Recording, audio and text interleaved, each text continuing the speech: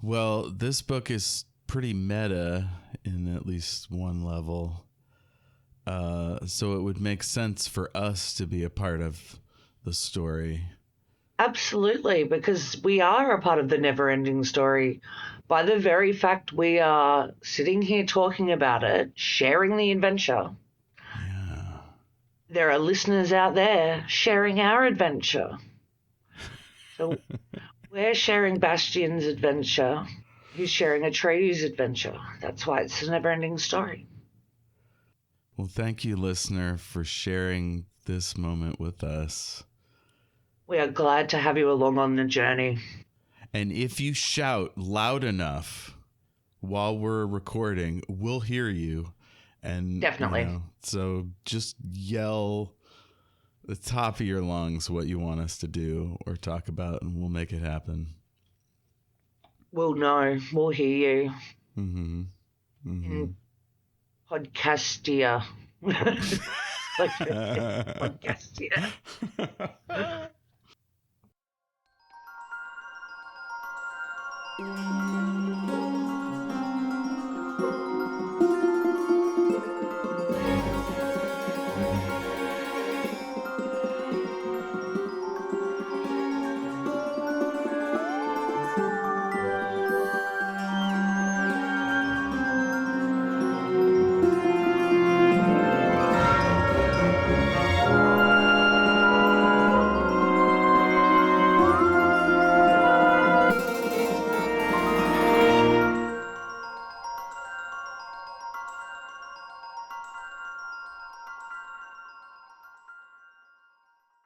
You're listening to The Great and Secret Knowledge. I'm your host, Jeff, and with me, Jessie. We're back at it again. Hello. It's The NeverEnding Story from 1984. One of your faves. A damn fine film. It's a good time. I think it's very... Going back and looking at some of these things has really made me realize how much of an influence they had on my personality. Like important life lessons. And I think this definitely had a big influence on my personality. The messaging,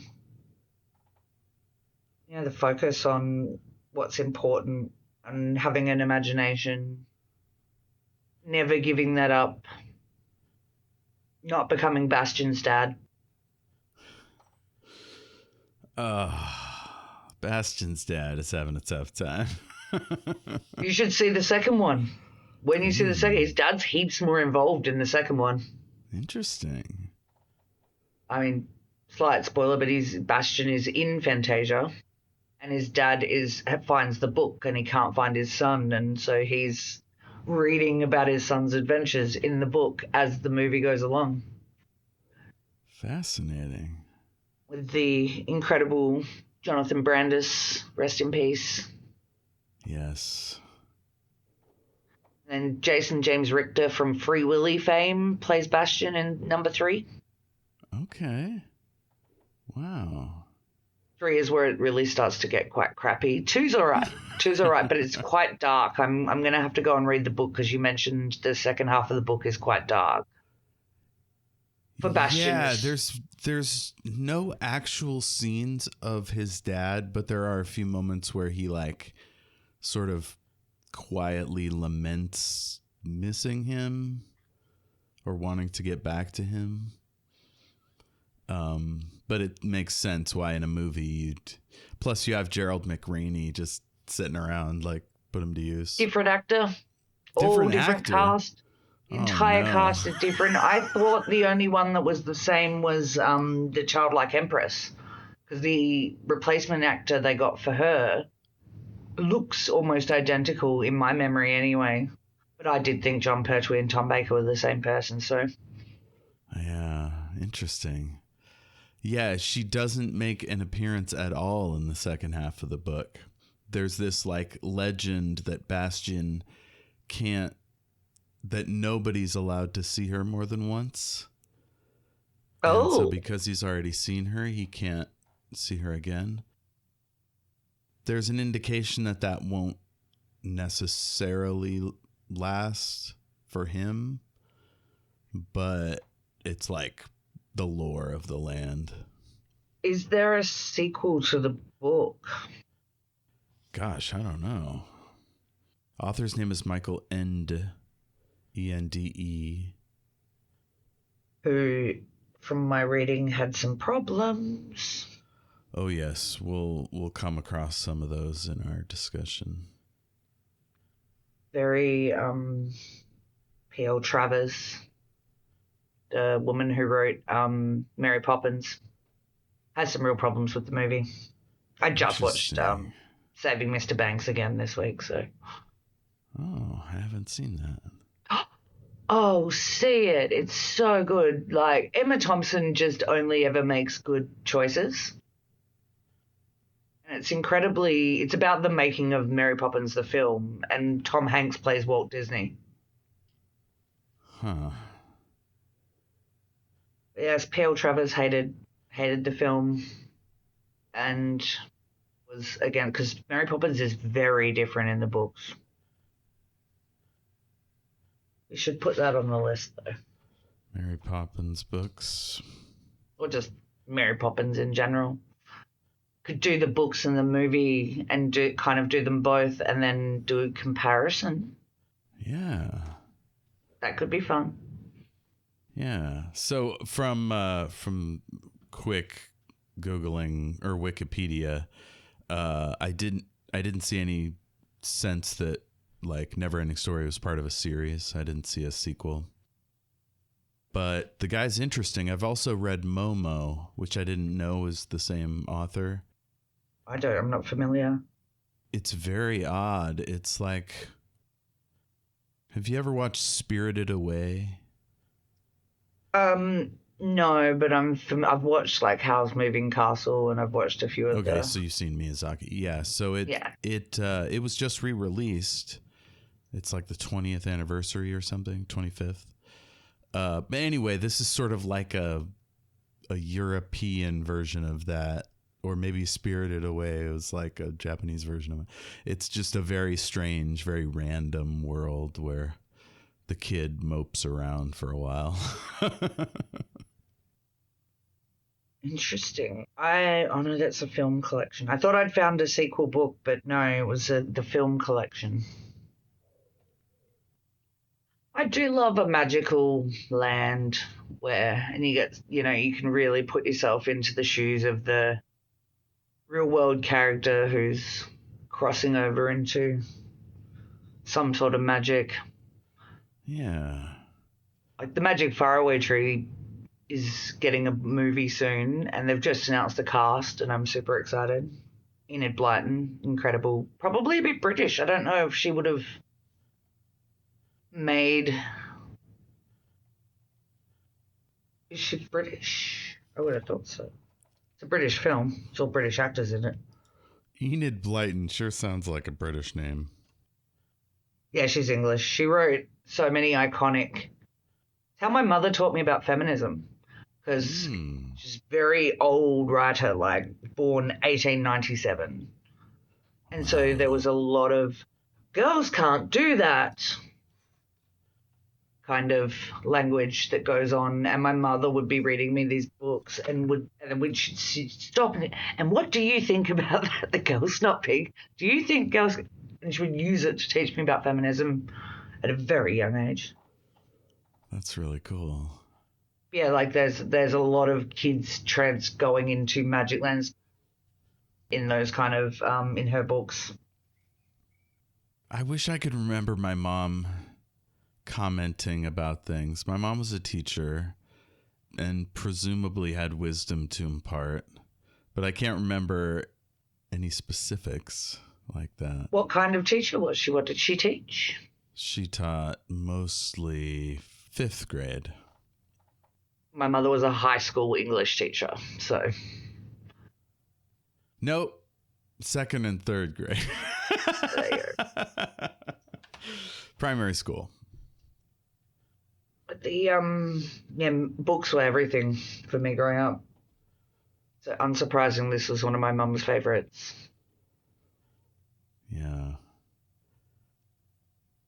where should we go? We talked about the writer.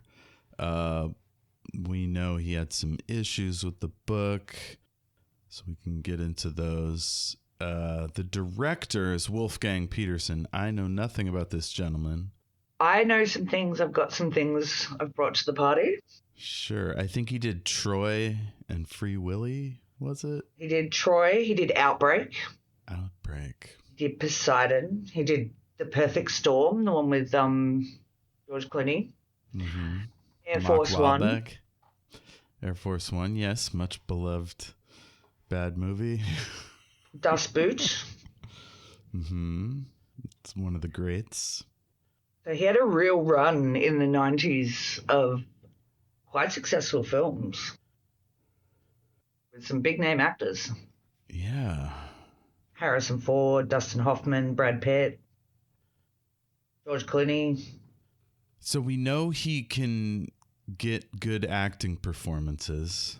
I've seen Enemy Mine, and it's just two people talking over the course of an hour and a half. And I love the stuff like that. It all comes across. But I don't see him as a spectacle guy necessarily. But that definitely is part of this movie. I mean, Troy's pretty spectacular. Yeah, that's true. Perfect Storm. Air Force One's just all on a plane, right? Yeah. You know what I'm mostly thinking is the performance he gets out of the actor who plays Bastien. I feel is so just one note and obnoxious. Interesting. I have a theory about it, which is that he needs somebody to play off of, which he didn't have in those scenes. I mean, he's got 3 scenes involving other people, really. Yeah, but I think he was better in those scenes. When it's just him in a book, it's but that's impossible. Oh, yeah. It can't be me. Yeah, because all that stuff in the book is happening inside his head rather than except maybe 1 or 2 outbursts. It's harder to sell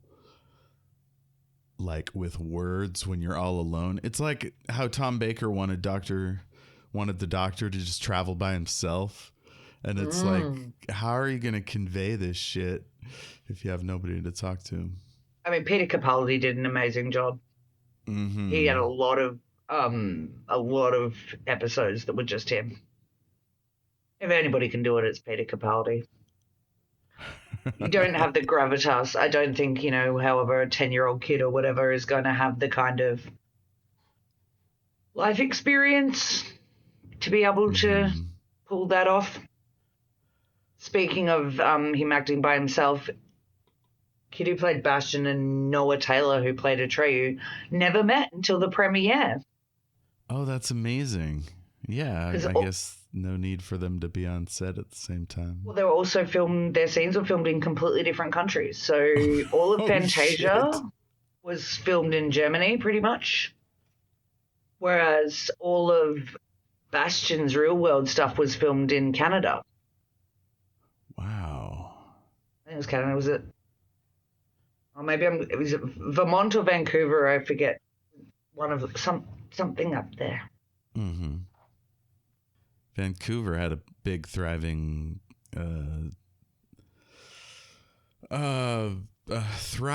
film economy in the 90s and 2000s. I don't know if they did back in 84, but it makes sense. Maybe that's where it kicked off, those kind of tax breaks that they give.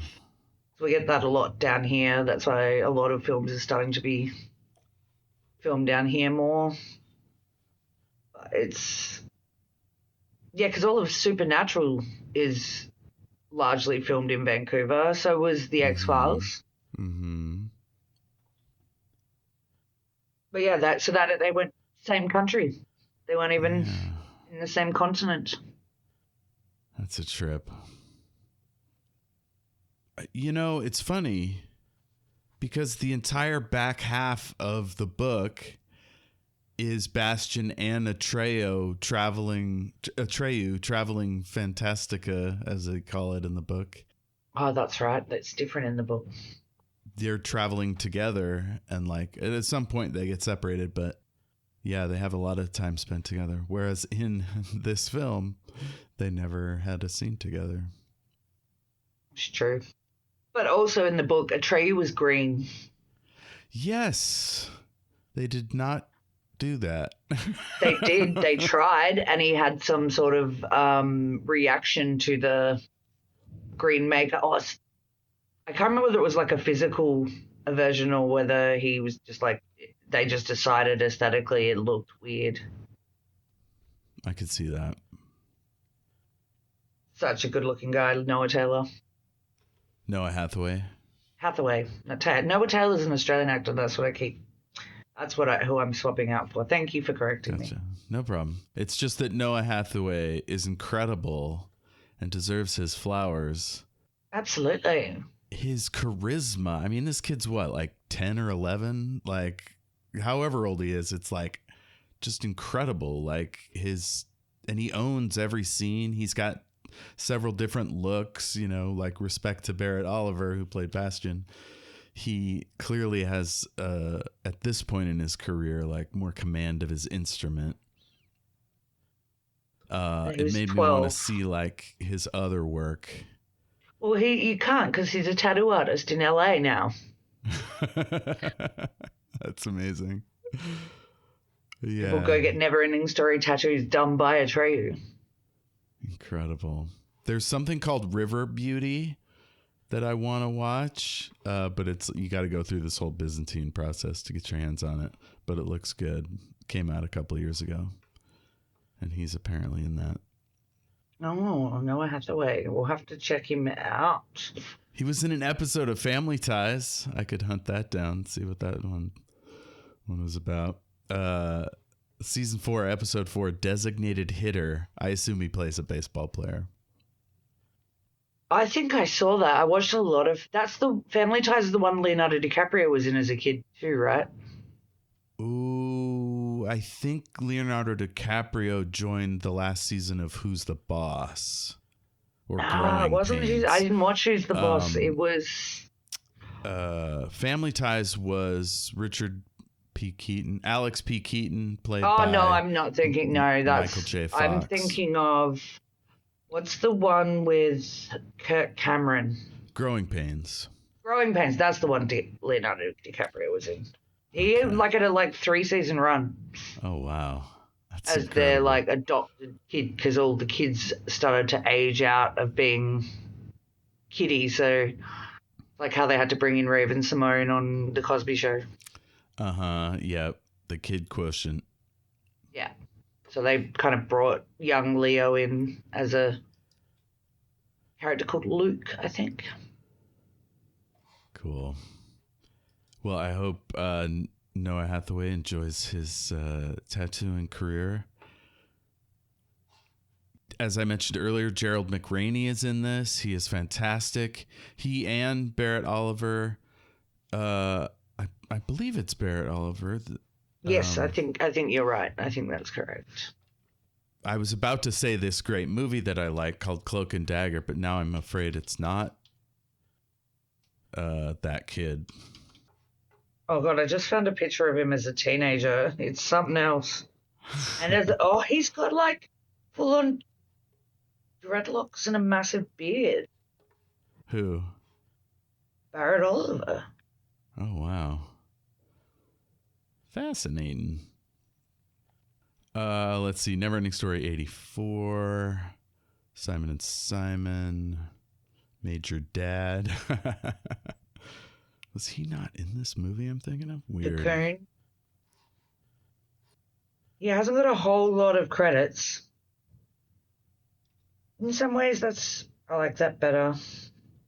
Because it's iconic. He's just forever young. I was thinking of Dabney Coleman and Henry Thomas in Cloak and Dagger. Different 80s kid. Actually came out in 1984, same year as this. And Henry Thomas is still acting. I don't know about Barrett Oliver. So I confused guys with mustaches, Gerald McRaney and Dabney Coleman. That's fun. Oh, well, we're just confused. I'm confusing. Noah Hathaway and Noah Taylor. Yeah, mustache guys, they all look the same. True. What? No, it's not.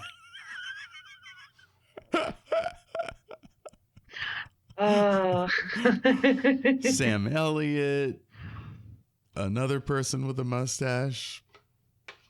That's who are our modern mustache men? Paul Blart. And Henry Cavill rocked one. Nick Offerman in Parks and Oh, Recreation. the mustache. Iconic. Yeah. Ron Swanson, my favorite character in that show. Oh, nice. Because Nick Offerman is just a stand-up guy as well. That really helps. All right, well, let's get into this. We don't need to know anything about the other writers. Let's go. Bastien. So in the book, Bastien's like really, it says he's short and fat and weird. Whereas this kid's, just sort of your average Hollywood child. I don't think it makes that much of a difference. All we know is he's being bullied. He is being bullied by his dad to begin with. Yeah, so his dad like ruffles his hair and stuff, which is nice, but he's kind of trying to manage his grief in a way that's unpleasant. And he's really focused that he's not on the swim team, because that comes up in the second movie where he goes to join. He has a panic attack on a diving board and can't dive into the water, which leads me to the theory that his mum drowned. Oh, jeez. Yeah, we never do find out what happened to his mom. Their dad does not seem like the kind of man who would marry someone named Moonchild. Yeah. I've known some straights that like turned out to have a hippie period. Maybe that kind of thing. Or maybe he like rolled through town on his motorcycle and met her and then went back to his normal accountancy life. Or maybe her death made him want to separate from everything like magical himself as well. That's a thing that people respond to. What I'm hearing is we want a backstory. Yeah, we get next to nothing in the book either. So this is more than we ever get in the book. All we know is his dad's kind of distant. And at least you get the name in the book. I did not know her name until, I would say 10 years ago. The only time we hear it, Bastien like yells it through tears or something, and we can't understand what he's saying.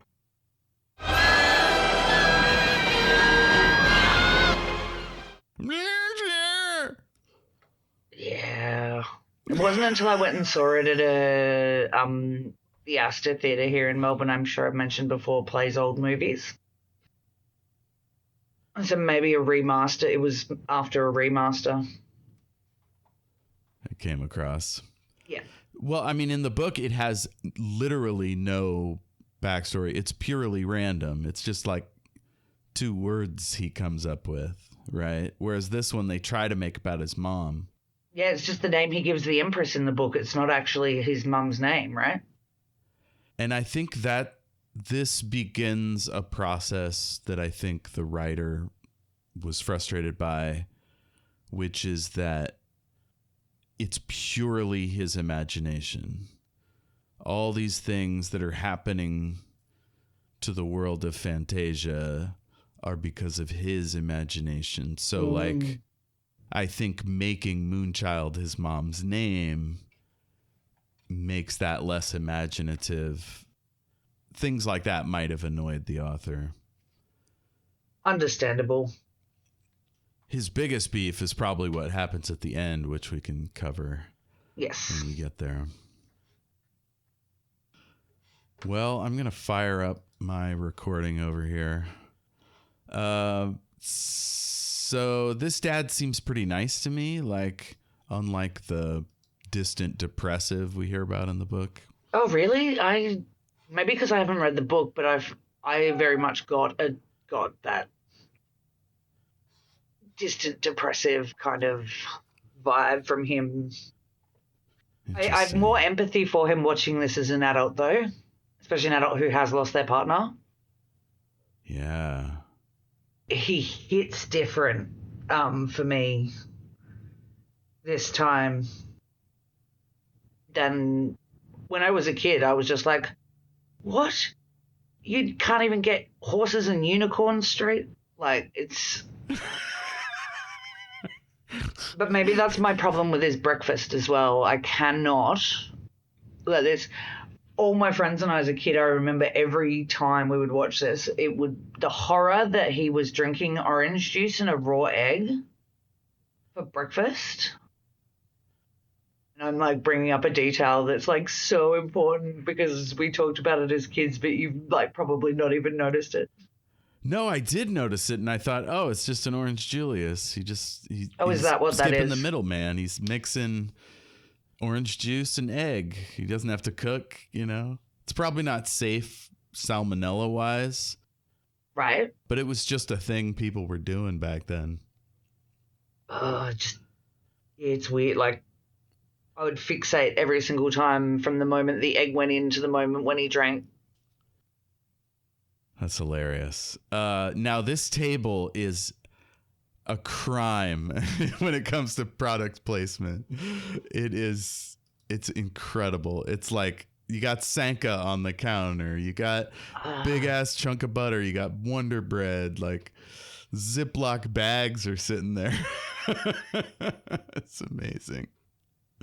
I've not noticed any of that ever. Because a lot of these brands aren't brands down here, though. Interesting. But those cupboards, we had those cupboards in my house, those exact cupboards. Okay. It's like, is it painted or is it like treated? So the bottom brown bit is wood. Okay. And then the white bit is like a laminate. A laminate, okay. Interesting. So his dad says nice talk, but there's no back and forth. So I think that gives the impression of him being distant.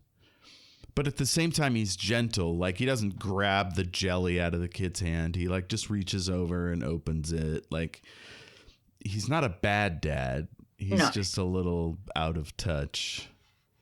And he's trying to do it all on his own. Yeah. It was the 80s. Like, you know, that expectation, a lot of that care expectation definitely fell to women. Yeah. So he's having to try and raise his son as best he can in a really hard situation. He says, don't be late for school again. And I'm looking at this table and I'm like, who's cleaning this up? Who's like rinsing out that blender with the egg residue? Like, is this Bastien's responsibility or is dad going to come back in? I mean, he looks like he's got a like fancy corporate job. Maybe they have a maid. Oh, yeah. That'd be cool. But maids don't do dishwashing. They might. It depends on what their remit is. Yeah, I guess so. These are the duties that you will be paid for. Some of that might include dishwashing. Yeah. Definitely like pre-dishwashers as a standard. But they are in the middle of New York City, I believe, so they've got to have money. Is it New York? It looks like it, at least. They got to have money if he can, like, run to school in the middle of skyscrapers. I mean, that could be true of like plenty of major cities, though. I suppose you're right. We have skipped something that's important. What did we skip? The song.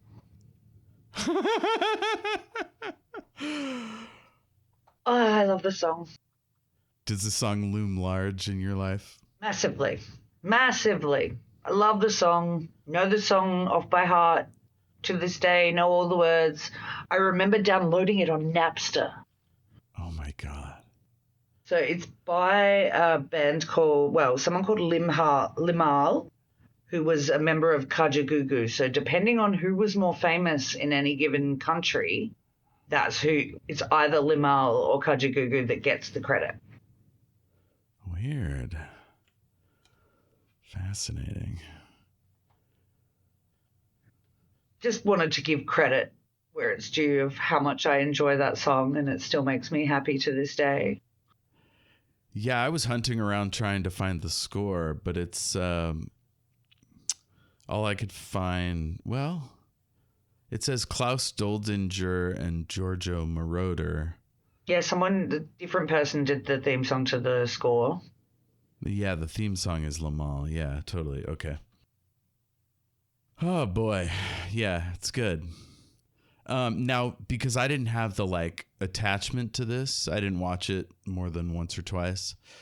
For me, I love the version from Stranger Things that the kids sing. I've watched season 3 so many times. I keep getting stalled at season 2, so I've not watched season 3 or 4 of Stranger Things. Season 3 is one of the greatest seasons of television. Just season 2 is so weak. It just keeps putting me off every time I get to it. Season 2 has that criminally awful, what is it called when you pre-plan a spinoff? It's it's a cheeky spinoff episode. Episode 7 of season 2 is she goes and hangs out with some punk rockers and one of them's telekinetic. It's so fucking bad. I like Cousin Oliver and the Brady Bunch, where they trot out this totally random new character in an attempt to spin them off, and it just goes nowhere and has no success. Yeah, it didn't work in this case. I mean, the girl they picked was a bad actress anyway, but I don't know if that would have saved it. It was hopeless. It was like the creators were like, what else was going on in the 80s? Oh yeah, punk rock homeless teens. What? Yeah. I mean, you can see the influence on Stranger Things. That's even in my notes. Even without knowing that the song appears in it, in a later season. And the thing that got me was the backpacks. Oh, yeah. Those super rectangular backpacks that the bullies are wearing, those are straight out of Stranger Things in my mind.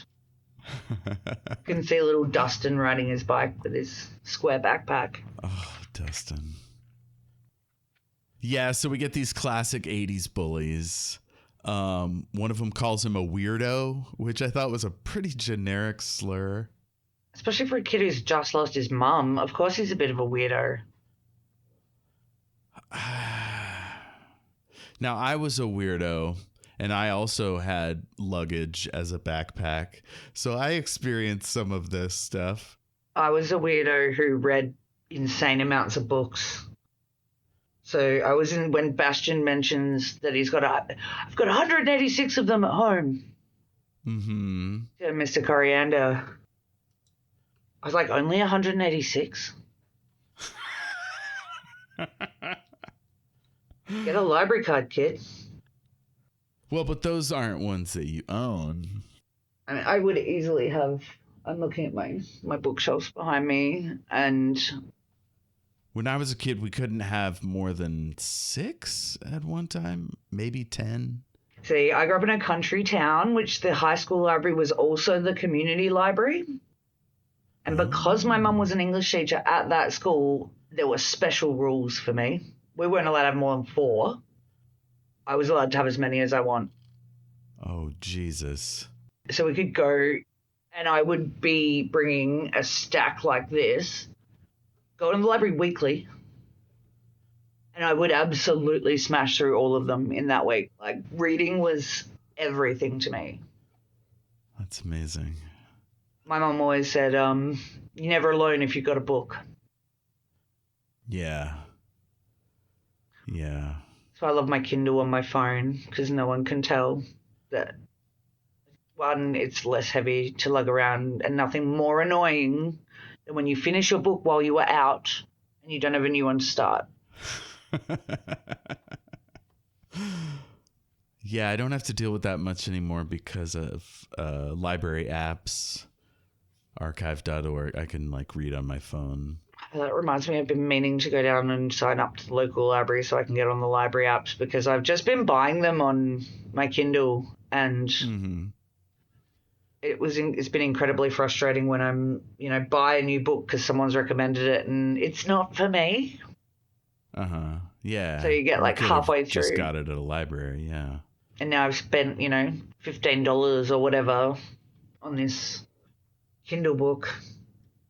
Yeah, and it's not even a thing you can hand to a stranger. It's just some bytes and bits. I mean, theoretically, you could share your, same as people share their streaming. I mean, not that I would do that. Not doing that at all. Theoretically could. But it's quite effective. My friend and I had it works because we had a little book club where we were reading all of these like young adult fiction classics from the 90s and the 80s. Ooh. And so it made more sense that we would just buy one of them and share. That does make sense. So just like me as a kid, he has luggage. They called me Luggage Boy. Well, mostly this guy, Zach, who mercilessly mistreated me for a while. So some sort of briefcase? Is that's what you carried? Yeah, I think his might be a messenger bag, but either way, it's like really big. Very Niles Crane. Yeah. So they're about to work him over, but these are real tame villains. They don't beat him up. They try to take his money, I guess. Yeah, his lunch money. That's kind of bad. But we know he doesn't have lunch money because he makes his sandwiches. You see him making his sandwiches at the start. Yeah. But so they dump him in the garbage can. Bunch of rubes. I kind of... So I go back and forth. I kind of love the silliness of an 80s villain kid. But I also, having experienced them for real... I kind of prefer the Stephen King model of like they're scary and dangerous, especially in large groups. They do give me Johnny Lawrence vibes. Is that the blonde kid from Karate Kid? Mm-hmm. Okay. Yeah. Cobra Kai and whatnot. Who said you can get out of the garbage? Get back in there. So there's this moment of terrible ADR. That's for people who don't know, when they loop in audio when the character's not on screen, so you can get away with adding extra lines. And he goes, "No, not again." And then he turns around and they go, "No, not again." And it's like, you just put him in a studio and he's not good at the best of times. And it's, I hated it. You got real problems. Editing notes. I think it's an art getting an actor to be their best in a sound booth, right? It's not easy. It's credit to animated voice actors, really. Yeah. Oh yeah. I always think of Robin Williams at the beginning of Aladdin. He's the guy selling stuff at the beginning, and they basically just put Robin Williams in a room with a table full of shit and let him go for it. Slices and dices makes julienne fries. Combination hookah and coffee maker also makes julienne fries. Unbreakable. Oh, it broke.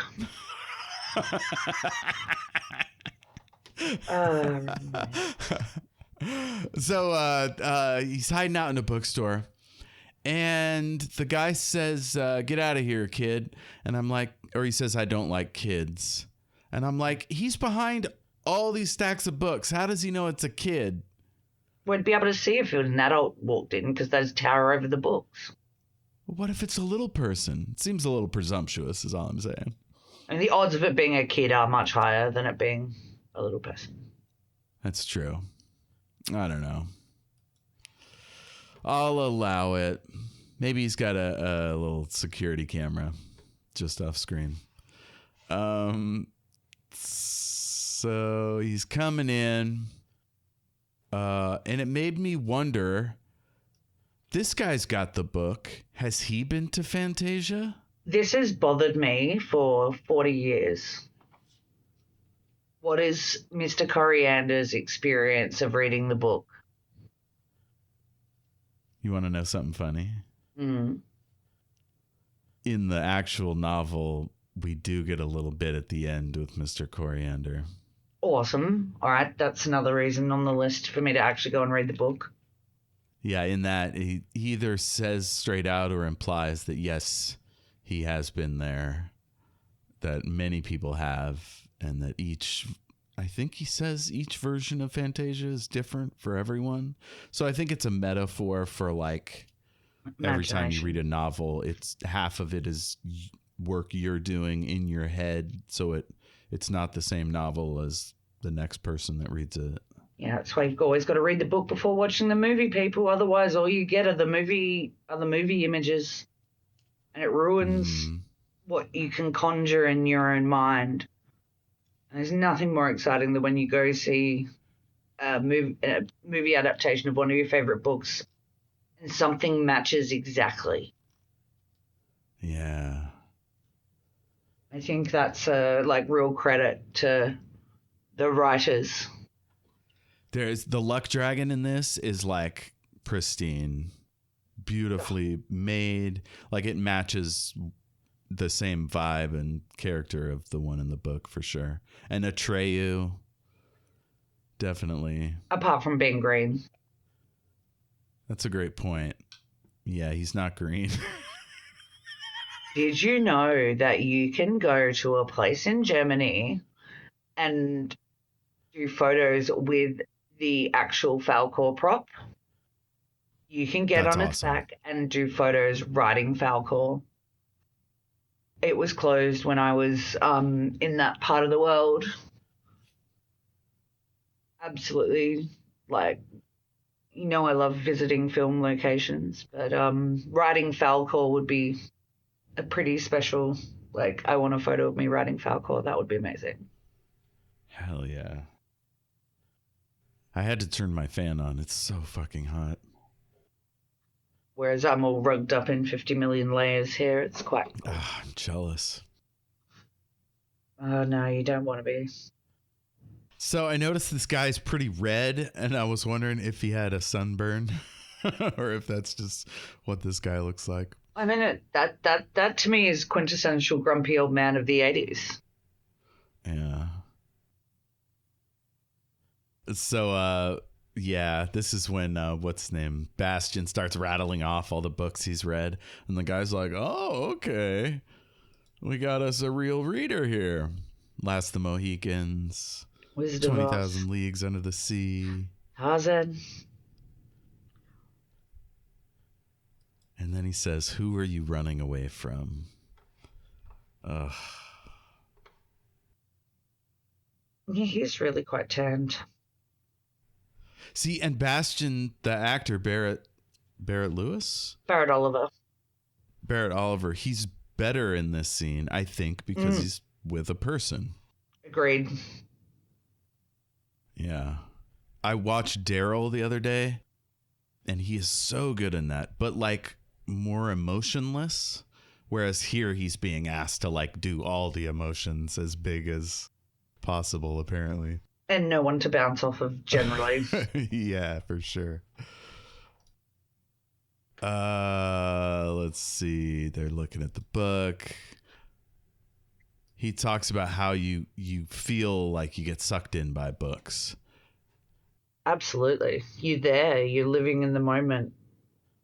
And he's like, that may be for other books, but for this, it actually happens. You become a part of it. I think is what he says. Something to the. It's what he along those lines. implies. Like, yeah. You know, does that incredible description of 20,000 Leagues Under the Sea. I just managed to get a really amazing screenshot. Oh no, the photo didn't work.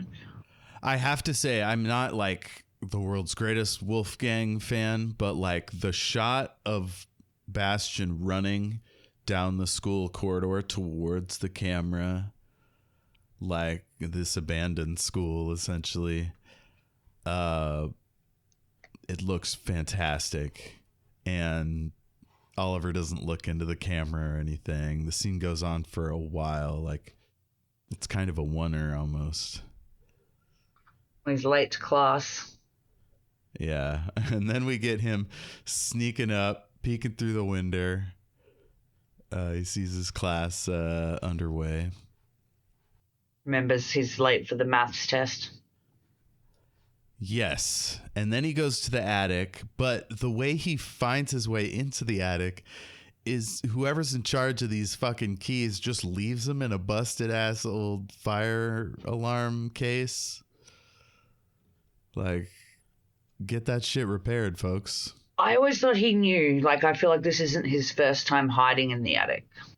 Could be. You know, his dad implies he's late a lot. Book. Yeah. Well, in the book, it seems like he's startled by all the stuff in there. So maybe he's seen somebody go up there. Because he looks like he knows where to find the key. Yeah, it suggests that he's a very observant child. I read a lot of books, but I don't know if I was that observant. That seems like a real Hardy Boys level. I mean, if you're going to run away from class, like, why do you run away and hide within the school? We have to ask Michael End for that one. That's in the book. It's weird. Why is all this weird shit in the school's attic? We've got skulls. We've got old-timey, like, scientific instruments. Just, it's like everything from every possible department is up there. Yeah. It's like a lot of props for theater productions. All manner of silliness. But he starts reading the book, and we finally, 12 and a half minutes in, get what we really want, which is Fantasia, Etrayu. Although it's not Etrayu yet. It's these representatives of various governments being sent the night hob. The Empress. Yeah. Tiny. The night hob rides a bat. Stupid bat is my favorite. I love the stupid bat. It's a beautiful prop. Is that what it is? It's a creature. Animatronic, kind of. And I love the racing snail. It's got a lot of character. And the guy who plays the guy who rides the racing snail, that's Deep Roy, who was the Oompa Loompas in Charlie and the Chocolate Factory, the crap one. Holy shit. So he plays all the Oompa Loompas. No kidding. He's the one that rides the snail? Yeah, the one that rides the snail. Gotcha. But that's not his voice in this. They had to dub it over. So all his lines are dubbed in by someone else. That's annoying. I wonder why. I didn't get a why in my research. I just got that it was done. Interesting. But these are also quite small creatures. Like, they aren't... You know, we see the rock biter roll up and he's massive, but these guys are also smaller than your average. These aren't human-sized. So both the night hob and the tiny guy, the snail rider, they're both smaller than a real lot, because we see that when we see them in relation to the ivory tower. Yeah. Later. Yeah, the rock biter looks just enormous compared to them. So I think they start here because the perspective is from the smallest and most irrelevant of creatures, like children. Oh, Interesting. It's my theory anyway. I like it. Rockbiter shows up. He gets off his bike. The first note I have here is that he has terrible table manners. He grabs a piece of limestone and starts chomping on it. I mean, he does say excuse me when he burps. I just don't think he's cognizant of how tiny these guys are and how even one of these rocks will like brain them.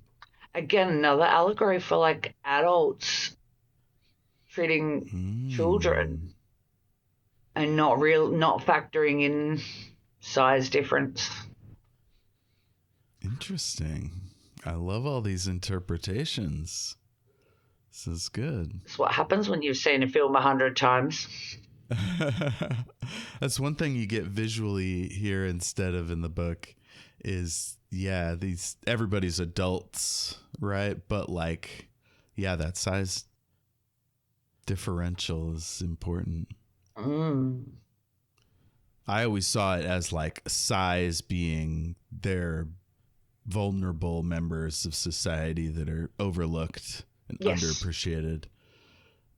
But yeah, the children angle, that's good. Oh, the snail gets one right on the head. I always love that bit. It's funny. I feel like the Night Hob's a pretty great actor. I don't know all his other work, but I thought he did a really good job. He's brilliant. Tilo Pruckner. I still, to this day, say, is it a nutcase?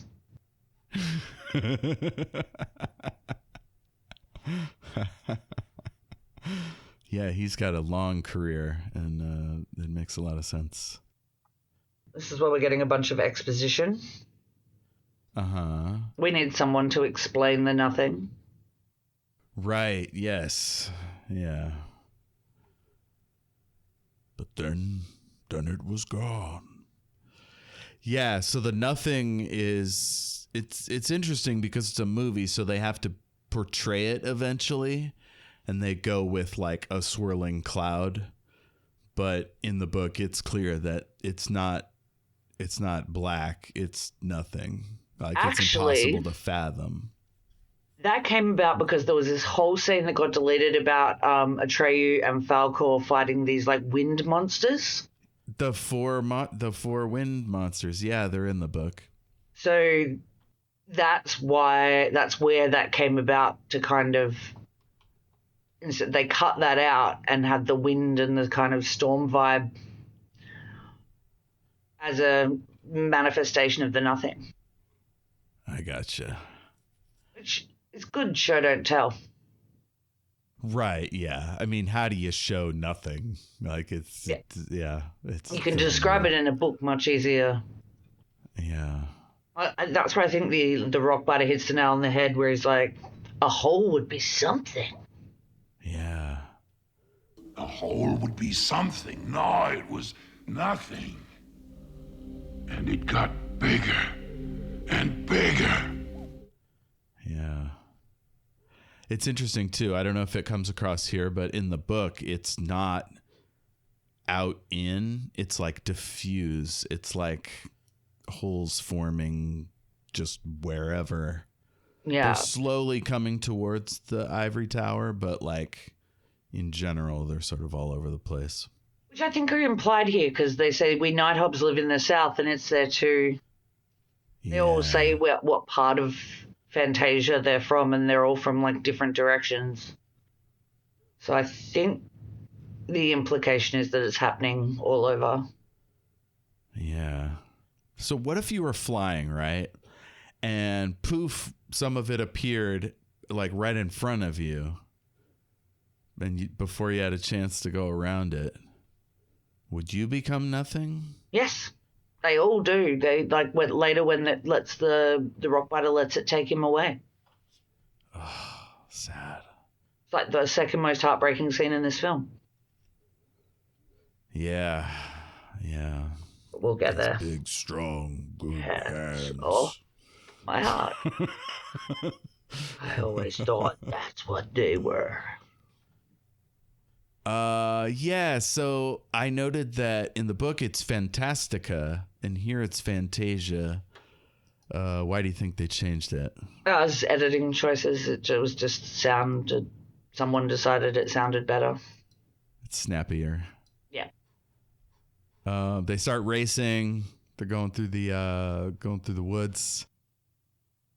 This is where we see that it's a bike that he's riding on. Not. I used to think it was just like, like those things you use to press down concrete. I thought somehow he was like sitting on that and it would just roll along, and it was just a single wheel.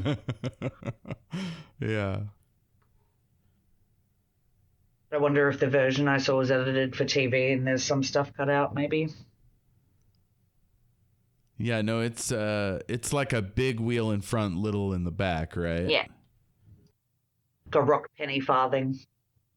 Yeah, watching this again, just the puppets are really the best part of this. Oh, They're when so the night pretty. the bat falls asleep while he's flying. Now, I noticed the physics of the Nighthawk's flying was a little questionable. What's hanging his feet up? Like, does he have stirrups back claws. Bat's holding there? Bat's him. claws. Like the bat's legs. What? I'm backing this up. Holding him like he's paragliding.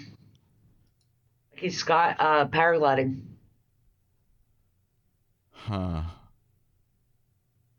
I don't know. Those claws look like they're hanging free, but I'll take your word for it.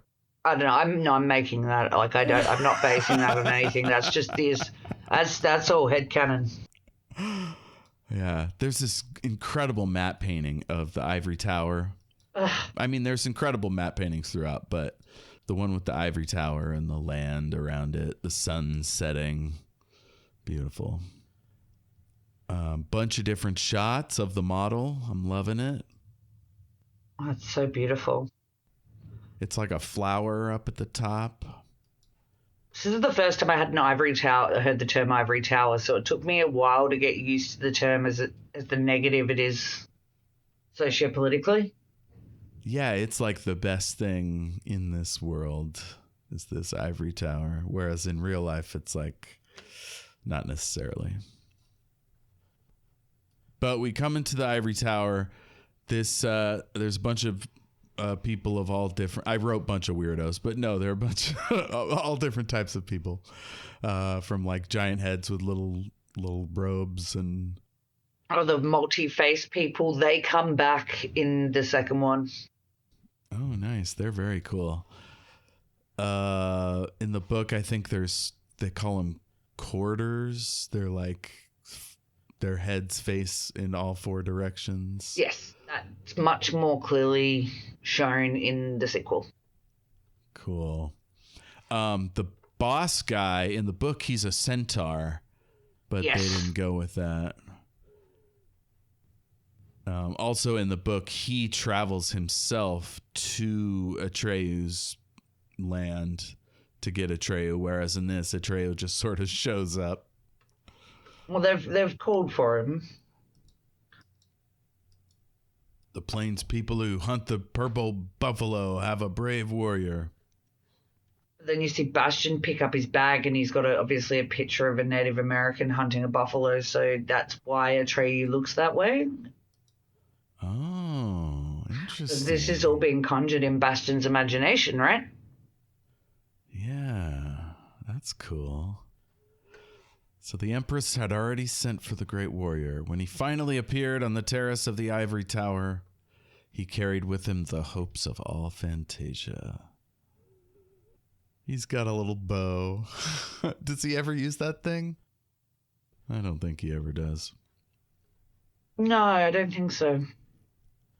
It's like a visible reminder that he's supposed to be a hunter.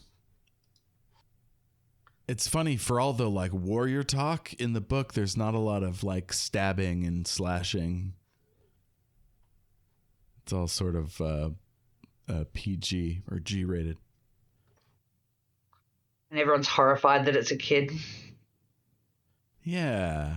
In the book, he's green. We talked about that. He says, "This is not the time nor place for children. I ask you to leave." You shouldn't have sent for me. the Night Hob and the Bat are peeking in. So they send him on his way, and there's a ton of landscape scenes. Oh, I guess they put the Orin on him. Yeah, Did they the explain Orin. what the Orin is and what it's supposed to do? No, it's just a symbol of the Empress. He says anyone who wears the Orin speaks for the Empress.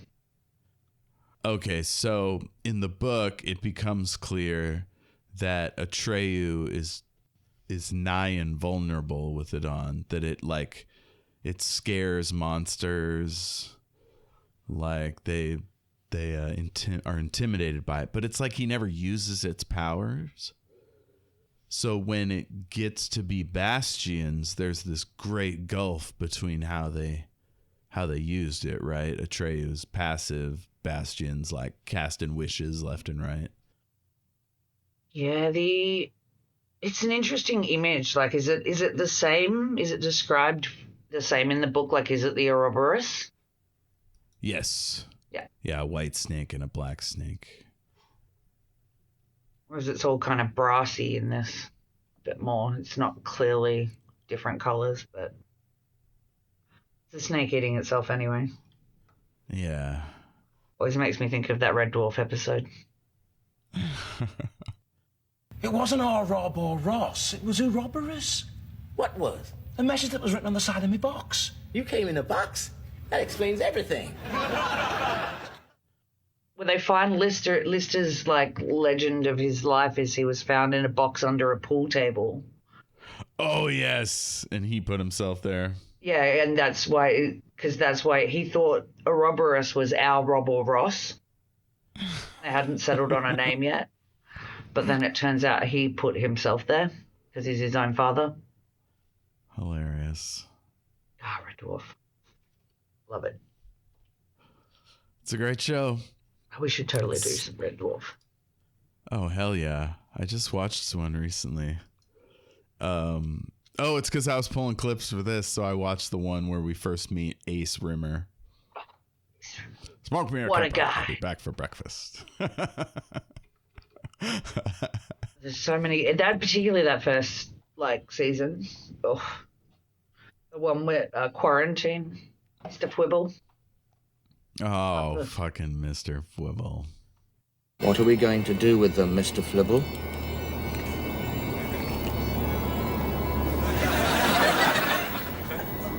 We can't possibly do that. Who'd clear up the mess? So good. So we get tons of landscape scenes, and I'm thinking here is where Peterson burned up a ton of budget. Like, I don't know how much of this was B-roll. He's got like horses off in the distance. He's got sunsets for days. Oh. Then we're going through like standing rocks. This is clearly like a made up set or a matte painting. But there's rainbows, grasses, lightning. Oh, and this is where we first catch a glimpse of the Gamork, which we know very little about in the book. We just hear that someone sent this monster to hunt for Etrayu, I think, or for the Orin. Etrayu. Just for the Orin. Oh, it's for Etrayu, yeah. Well, maybe it is anyway because he mentions it. That comes up later. Which has a better soundtrack, this or Willow?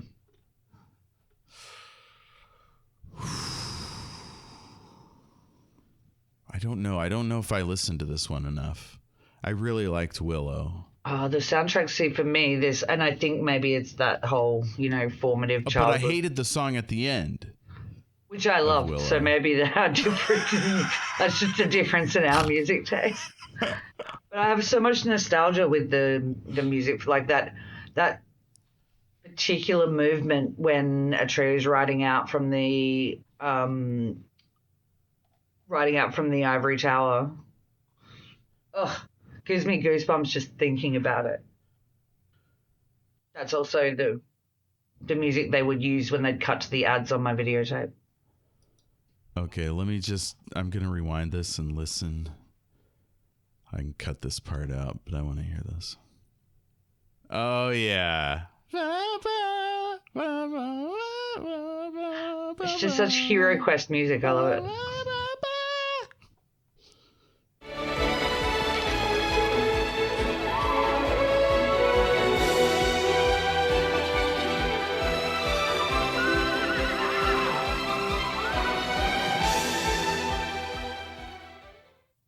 That is a great song. Let's see. So, A Creature of Darkness.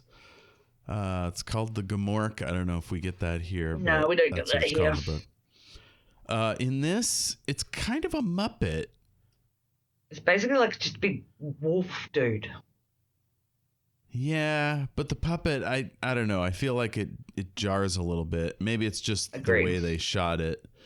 But it doesn't look as I don't know, homey and lived in as, say, the bat.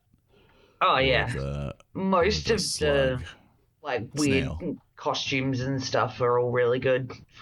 Whereas just Gomorrah looks real shit. Yeah, I don't know why. We got this beautiful little stream. Oh, yeah, I guess the narration does say the Gomorrah was already tracking them down. Oh, yeah. But do you notice that when Etrayu and Artax get hungry, it's because Bastien's hungry? Yes. In the book, it's the other way around. In the book, well, maybe it's not. I mean, it's... Etrayu starts eating, and that's when Bastien's like, I gotta eat my sandwich or whatever. That's the same in the movie, but I think it's like one created the other. Yeah, it's an Ouroboros. Growls and yeah. More beautiful scenery. Mm-hmm. I love this horse, Artax. Oh, Artax. Oh. I did quote. I wrote down the quote where Bastien goes, "No, not too much. We still have a long way to go." No, not too much. We still have a long way to go. Yeah. So in the book, he has this really strong motivation not to leave school. And it's clear that, like, not only does he have to risk seeing the bullies again, but, like, he stole a guy's book. And he's afraid that, like, his dad will punish him and he'll be, like, kicked out of school. Like, he's got a lot of fears around getting that book back to the guy. Thank you, because one of my biggest problems with this film is that he stays in the school after the bell goes. Yeah, in the book, it's clear that, like, and I think they tried to do it here, but it's clear that he is, like, obsessed.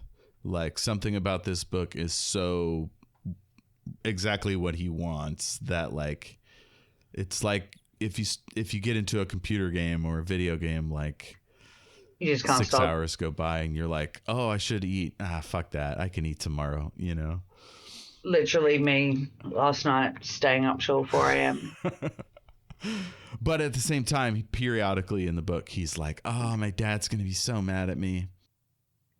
I could have done with at least one of those as just a throwaway line in the film. I think I would be a lot happy. That's always bothered me, that he stays in the school after the bell goes. Yeah, I think nowadays it's easier. We could have his dad sending him texts and him looking at them and, like, ignoring them, or, like, you know, putting it on airplane mode or something. Like, but there's no way to do that here. It's just him reading. Why is he going to verbalize his thoughts? Like, we don't really do that very often. So they just have a few utterances and we have to infer everything from those. I love that line in that technological line in the sand that dates things. Sometimes it, like, I'll be watching something made in the 80s or the 90s quite frequently, and my brain will just go, well, why didn't they just Google? Oh, yeah, that's right. Yeah. Or problems that would be solved if people just had mobile phones. Like, half of the 90s sitcoms wouldn't have the problems that they have if everyone had mobile phones. Yeah. Now, in my school, if a kid never showed up, the office would have to like pull a pink card and like write down the information and call, and like even then they might have a voice message, so they'd leave a message, or nobody answers and they just have to wait until somebody calls them. The dad, say around 5 or 6, whenever he gets home, he's going to be like, where's my kid? So they make a big point of it becoming 3, which I think is the end of the German school hour or whatever. Pretty standard here too.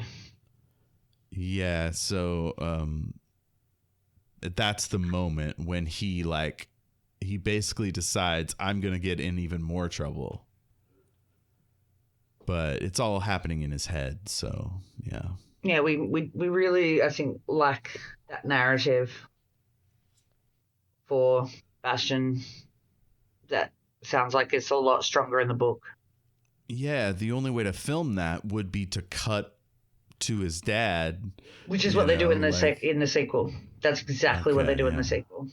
Or to the teacher who's frantic, like, where's this kid? Like, oh, see, that wouldn't have even when I was in high school. Like, so I was shocking from about 15 onwards, just wagging school, not going.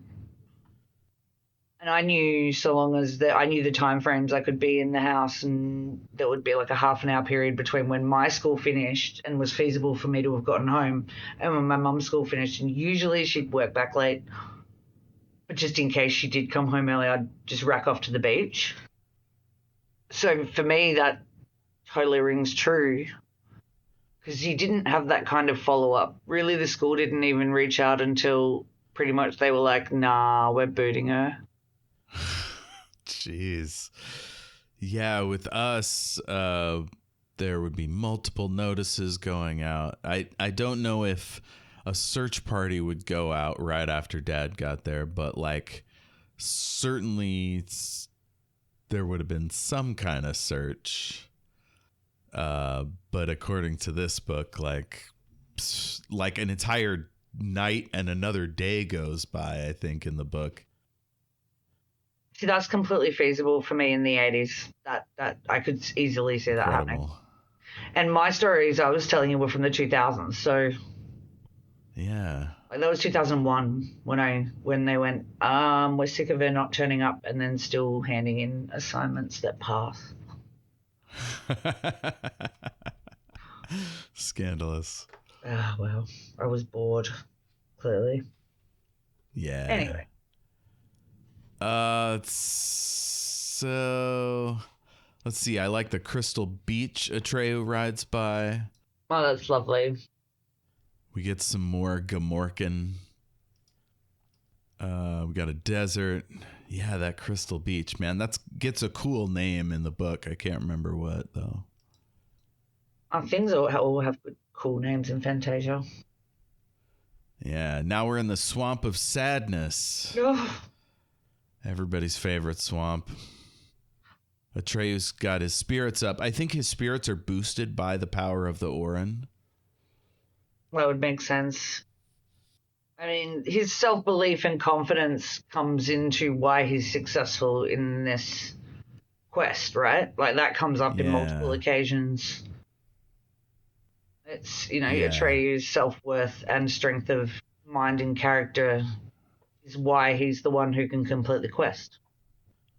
Yeah, he is a child of honor, bravery. He's committed to saving the Empress. He tries to drag Artax through the swamp, but he's not able to make him happy enough to keep going. The scene that traumatized a generation of children. Oh, shit. I'll be honest with you. Like, the reason why I never went back to it could boil down to Artax dying. I don't know. I've definitely watched it where I've kind of walked away. There was a period when I was figuring out, how to deal with my emotions that, because I get so into films and TV shows that I just emotionally give myself over to it, which occasionally can result in some pretty vulnerable moments, this being foremost. When things get quoted, like Littlefoot's mum in The Land Before Time, Ooh. Mufasa, Thomas J. He can't see without his glasses. My girl, like, I didn't watch that movie for a very long time because of that. Mm. I think because we know Artex comes back at the end, spoilers, but yeah. Bambi. Oh, Bambi. Bambi was almost too much. I remember seeing it. I remember being horrified. Oh, we're forgetting the most ultimate one. Watership Down. Oh, Jesus. I had legitimate nightmares about that. I love that book. So many people die, like, right up the top, like, second chapter or something. Ugh. Like, almost their entire Warren. Only Fiver and... Is it... What's his friend's name? Thumper? Clover? Hazel. I'm not sure. I've Hazel. watched that once. I've never gone back. I can't do it. Can't do it. Oh, it's intense. I've read the book a few times. I love it. There's Kihar the seagull. So I guess this is kind of your equivalent of why, like, I can't go back and watch Watership Down. Just why you haven't gone back to NeverEnding Story too many times. Oh man, I even had a band I named after Fiver's Dream. Do you remember Fiver's Dream? That rings when a bell. they're in a warren that it turns out is being managed by a farmer with barbed wire and he feeds them a shit ton all the time, so they get fat and indolent, and they tell poems and they never talk about the wire. Interesting. Oh, that's a scary one. Yes. All right. Back to the swamp of sadness. Etrayu says, "You've got to move or you'll die." And this reminds me of every time I've had to try to deal with somebody that's in a deep depression. Like, you can say anything, but really all you're doing is pulling a horse trying to get him out of the water, you know? And they're just resisting. They're resisting through lack of resistance, like, or care. They're just, yeah. And then we cut from Noah Hathaway, who's acting his ass off, to Bastien. Who's like snot crying. But they just like spritzed his face a little bit. And he's like, I don't know. It's a bummer. Oh, but have you ever had a book hit you like that? Like, oh, yes. Oh, yes. because I think, it just happened to me. I was just reading this book, as a matter of fact, right at the very end, something happens that's so touching that, like, yeah, it got me. Whereas this movie didn't. It didn't get me this time, but I think because I've cried so much over this scene, and it is quite a regular meme now. Like, reasons I have trust issues. Reasons, all that kind of, like, this shit comes up and people, it's the reference everybody knows. Now, in the book, horses can talk. So they went with a non-talking Artex in this one. Oh, I like the idea that Artex can talk. I think they show they can communicate well enough. Like, I can communicate with my dog pretty well. Yeah. Yeah. He's like, "You're my friend. I love you." Oh, that please. When he says please. Oh, my God. Artex, please. You're letting the sadness of the swamps get to you. You have to try. You have to care. For me. You're my friend. I love you. Artex!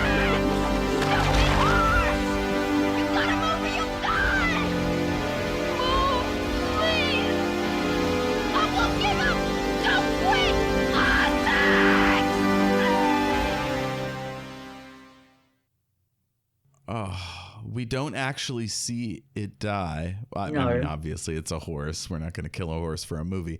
But it's like that moment between its head fully out of the water and the water's surface.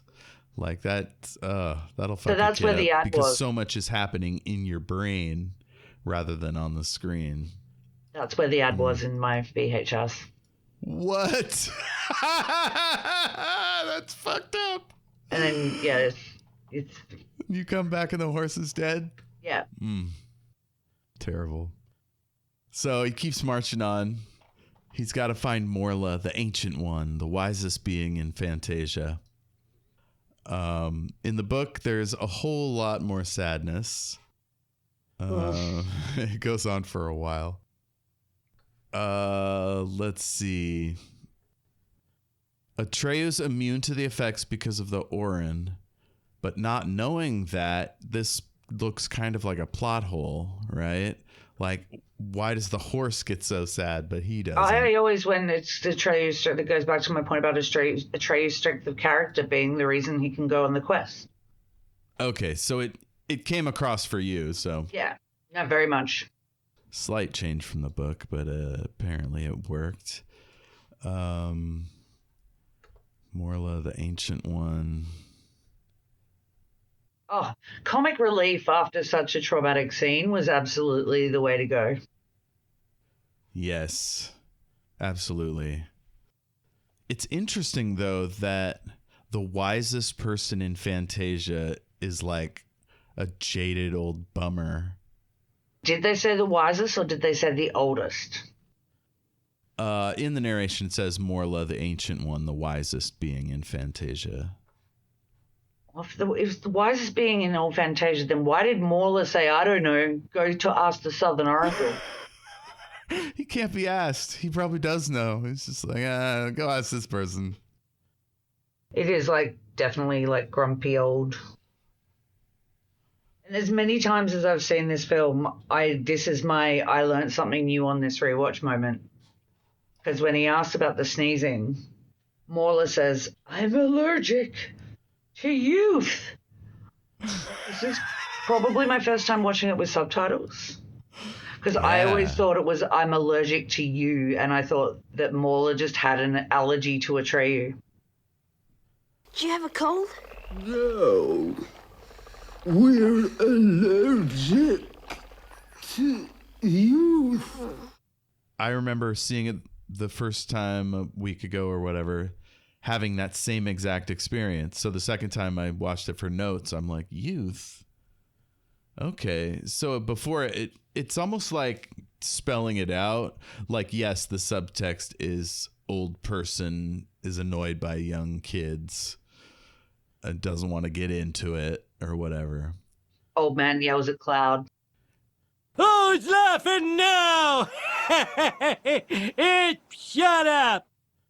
Yeah, by saying youth, it makes it about all of us, not just Etrayu. It's like all kids. You know, it's the grumpy, your grumpy next door neighbor who won't give you balls back when they go over the fence. It's that kind of. Yeah. But that's impossible. Yeah, He couldn't have heard me. They can hear him. This is the first time Bastien's voice is heard by characters in Fantasia. It's so weird. It was shocking in the book, but I didn't remember it from the movie. And then I watched in the movie, and I think because I hate Bastien's portrayal so much, it kind of bumped off me.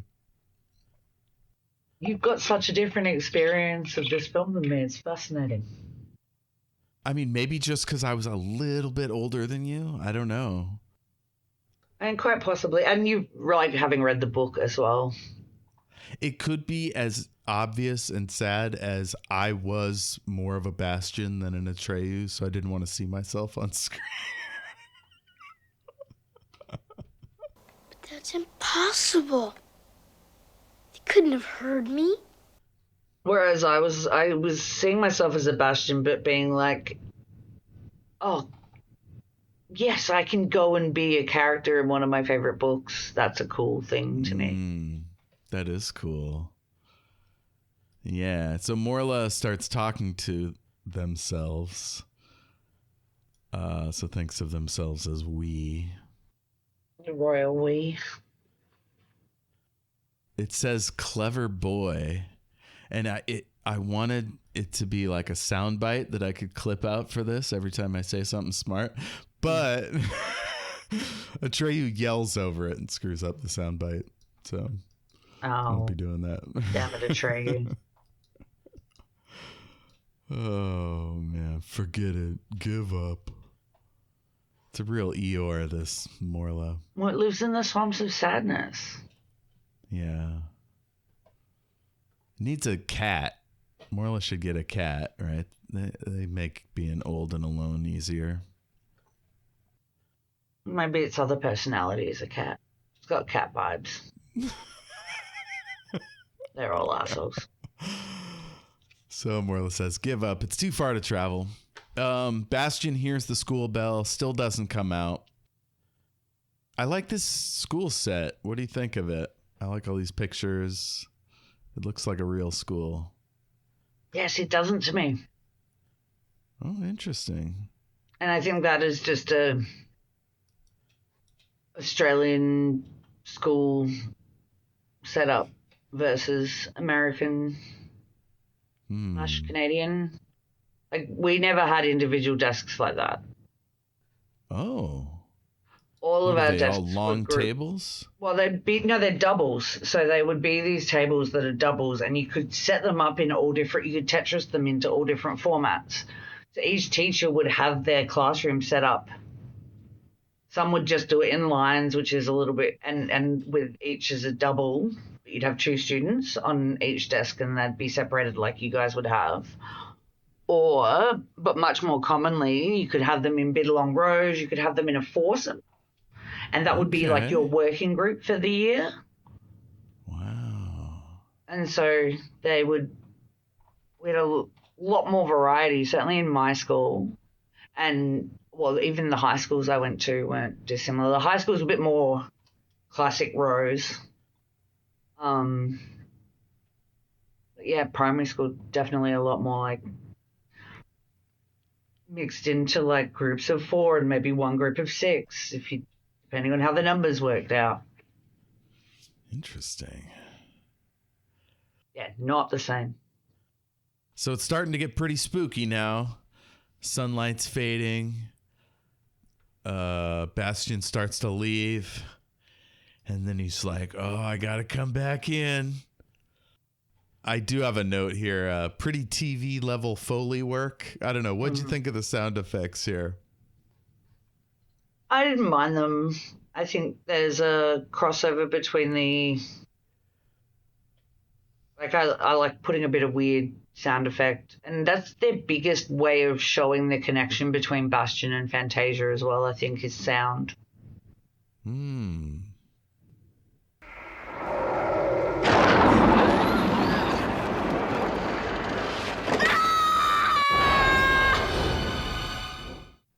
Man, a fucking wolf head just falls over and looms over his head. Another sign that everything that is being experienced is being conjured by Bastien's imagination, because Bastien sees the wolf, and that's why this was always my theory on why Gamork was a wolf.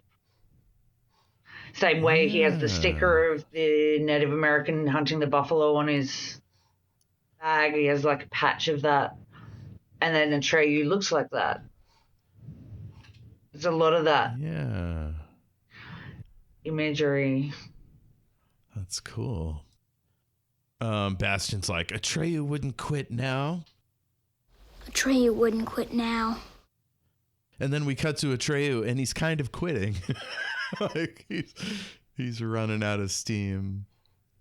Same way Bastien was considering quitting, right? Yeah. He's just putting one foot in front of the other. Gamork is coming. Cross-cutting. And again, this goes back to my theory of the reason, because the swamp does start to get him because he gives up. And it's about the reason it didn't get him sooner is he's got a stronger heart to fight against the sadness than Artax had. Yeah. So I don't remember how he gets out of it in the book. In the book, he doesn't meet Falkor until he comes across him fighting a giant spider lady. They don't do any of that in this. But after Falkor rescues Etrayu, Bastien like tumbles backwards in a total Stranger Things moment of just being overwhelmed with emotion from this book. Because he's worried, Etrayu's slipping under the mud in the swamps of sadness, and then in comes a giant luck dragon who, this is the one thing I will credit to Oren. I always thought that's how Falkor found Etrayu. That is interesting. Because Falkor's proven a couple of times to be able to find the Oren. Yeah, that part with the storms. Yes. Etrayu falls off Falkor, and the Orin goes underwater, and Falkor eventually, in the book, Falkor like goes down in the water and gets it, and wears it for a little while until you can get it back to Etrayu. You see him getting it under the water in the movie. Oh, cool. Yeah, you do see that. Cool. So Falkor and Etrayu are doing their thing, and he says, "I like children. For breakfast? Ha ha ha, never." Oh, he's the best. I love Falkor, and I didn't make the connection between, Chinese dragons and Falkor as a luck dragon. It was everyone always just like the big dog. Yeah, he's a big dog with some scales. So cute. He's got scales. We see that when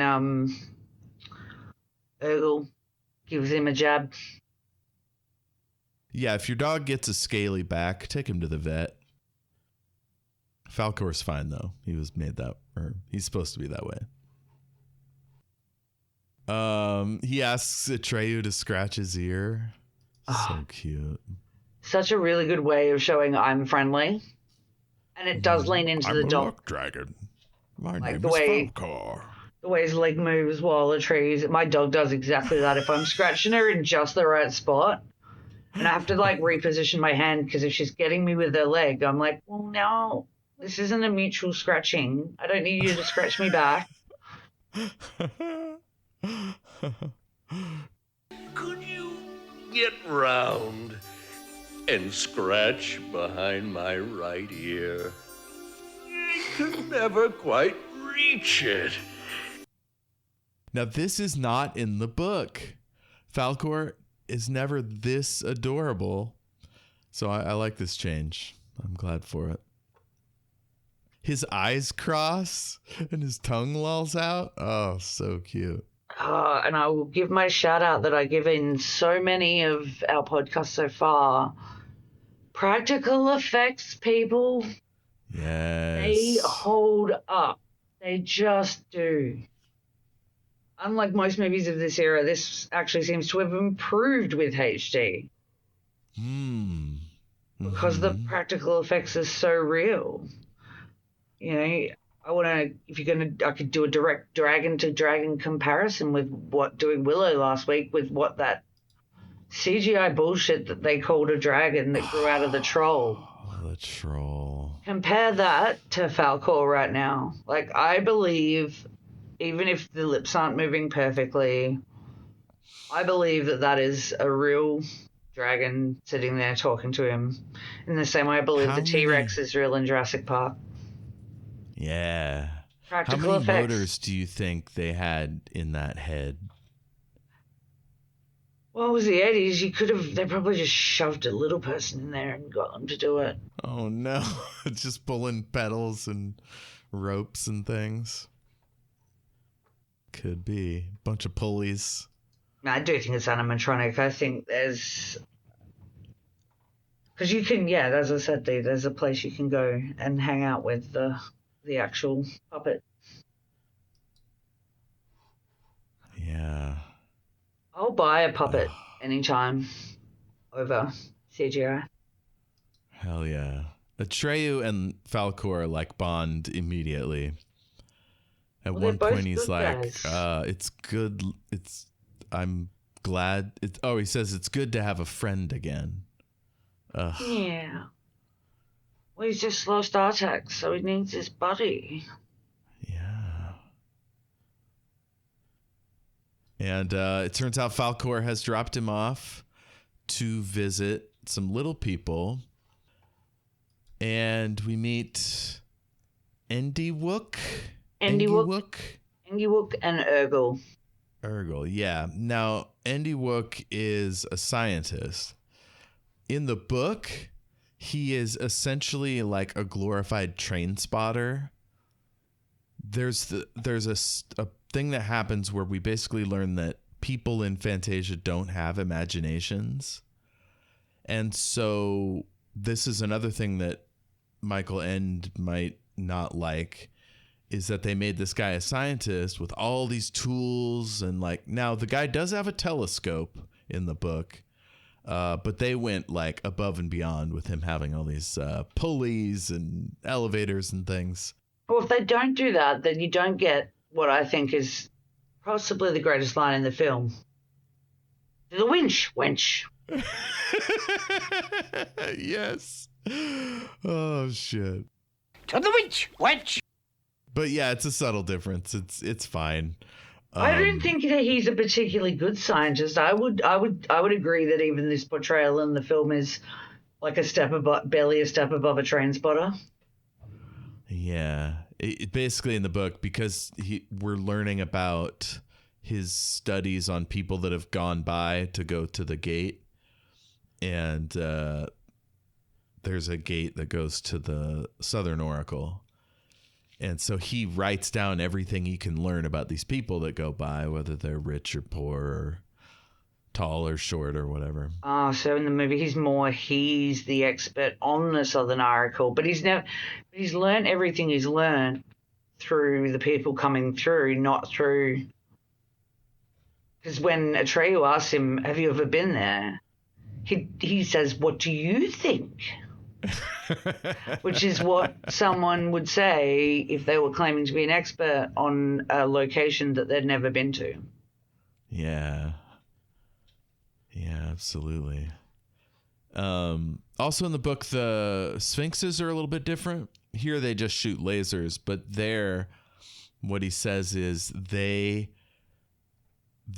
are essentially like Wi-Fi transmitters that dump every riddle ever made into your head. Well, that makes more sense for Sphinxes.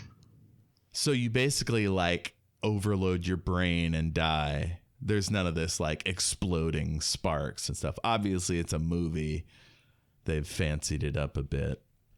Is it the same thing that you need confidence?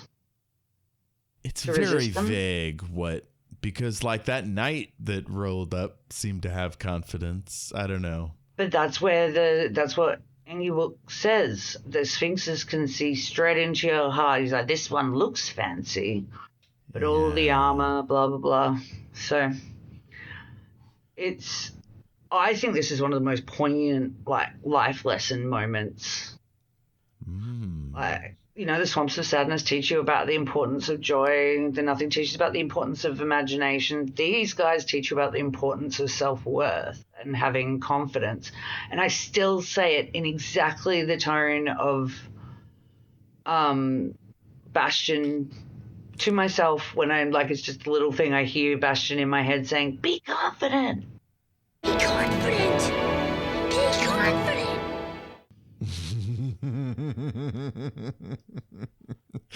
For me, it just seemed like he in the book, they never open their eyes, right? They never turn on him because he did whatever he did, right? It's actually, we never find out why they let him pass. Whereas in this one, he kind of just runs and jumps and they shoot behind him. Well, he's got the confidence to make the jump to get past it, because the key is not the only reason they're not getting him is because of his confidence. Yeah. Interesting. Self-worth. Again, yeah. I noted that these two seem to have an insult kink. They've got a real Golden Girls thing happening between them. Oh, I got it more as like a Valerie and Max in The Princess Bride. Yep. That kind of, because that's how old married couples were portrayed in the 80s as well. Mm-hmm. There's no fool like an old fool. To the witch, wench! That's line. They go up to the funny-looking telescope. We see the big titty sphinxes. Those are some boobs. And the real sphinx doesn't have boobs like that. These are more sirens than sphinxes as well. Yeah. The wings. Sphinx didn't have wings, did it? God, those wings look cool. The lamias were like lions with wings in some depictions, so maybe... Or griffins. Griffins are lions with wings as well. Mm-hmm. Yeah, really interesting. They're probably the image that, like, you could show anybody of a certain age and they'd be like, NeverEnding Story. That and maybe Falcor or Etrayu and Artex. The scene from The Swamps and Sadness. The imagery is, like, instantly recognizable. Yeah. Let's see. So in the book, you get a bit of it here too, but Engi Wook loves to watch them die. Like, it's his favorite thing. Yeah, he gets real mad when Etrayu won't give up the telescope. He's like, it's my turn, boy. This guy totally gets zapped, and then the horse gets away. So, like, the sphinxes don't care about horses, apparently. Well, we've just had one traumatic horse death. I think that... That's enough. That'll do, pig. That'll do, pig. Yeah. I think that's all we need. So we get down there, and he's fixing to go through. And Bastien's like, be confident. Run, Etrayu, run. I had a theory. Maybe they only zap people who stare at their tits. And like, I wish I had that superpower. Like, Atreyu's not yet at that age, so he doesn't even look. He's 12. Well, I know what I was up to at 12. Roundabout. My notes start to get sparse from this point on because I was so into the movie. Oh, I love that. Well, I'll have a few. He gets past the sphinxes. He runs. He jumps. Be confident. Be confident. Be confident. And he's alive. Engi Wook and Urgel are so excited. No excuse for you to fall out of the basket again. I love it when he falls out of the basket. It's so funny. I do like this bit where Engi Wook said, kind people find they are cruel. Brave men discover that they are really cowards. So he's talking about the mirror gate beyond the sphinxes. So he says, kind people find they are cruel. Brave men discover that they are really cowards. Confronted with their true selves, most men run away, screaming. Oh, shit. And now we're in the snow. Etrayu's going through the snow.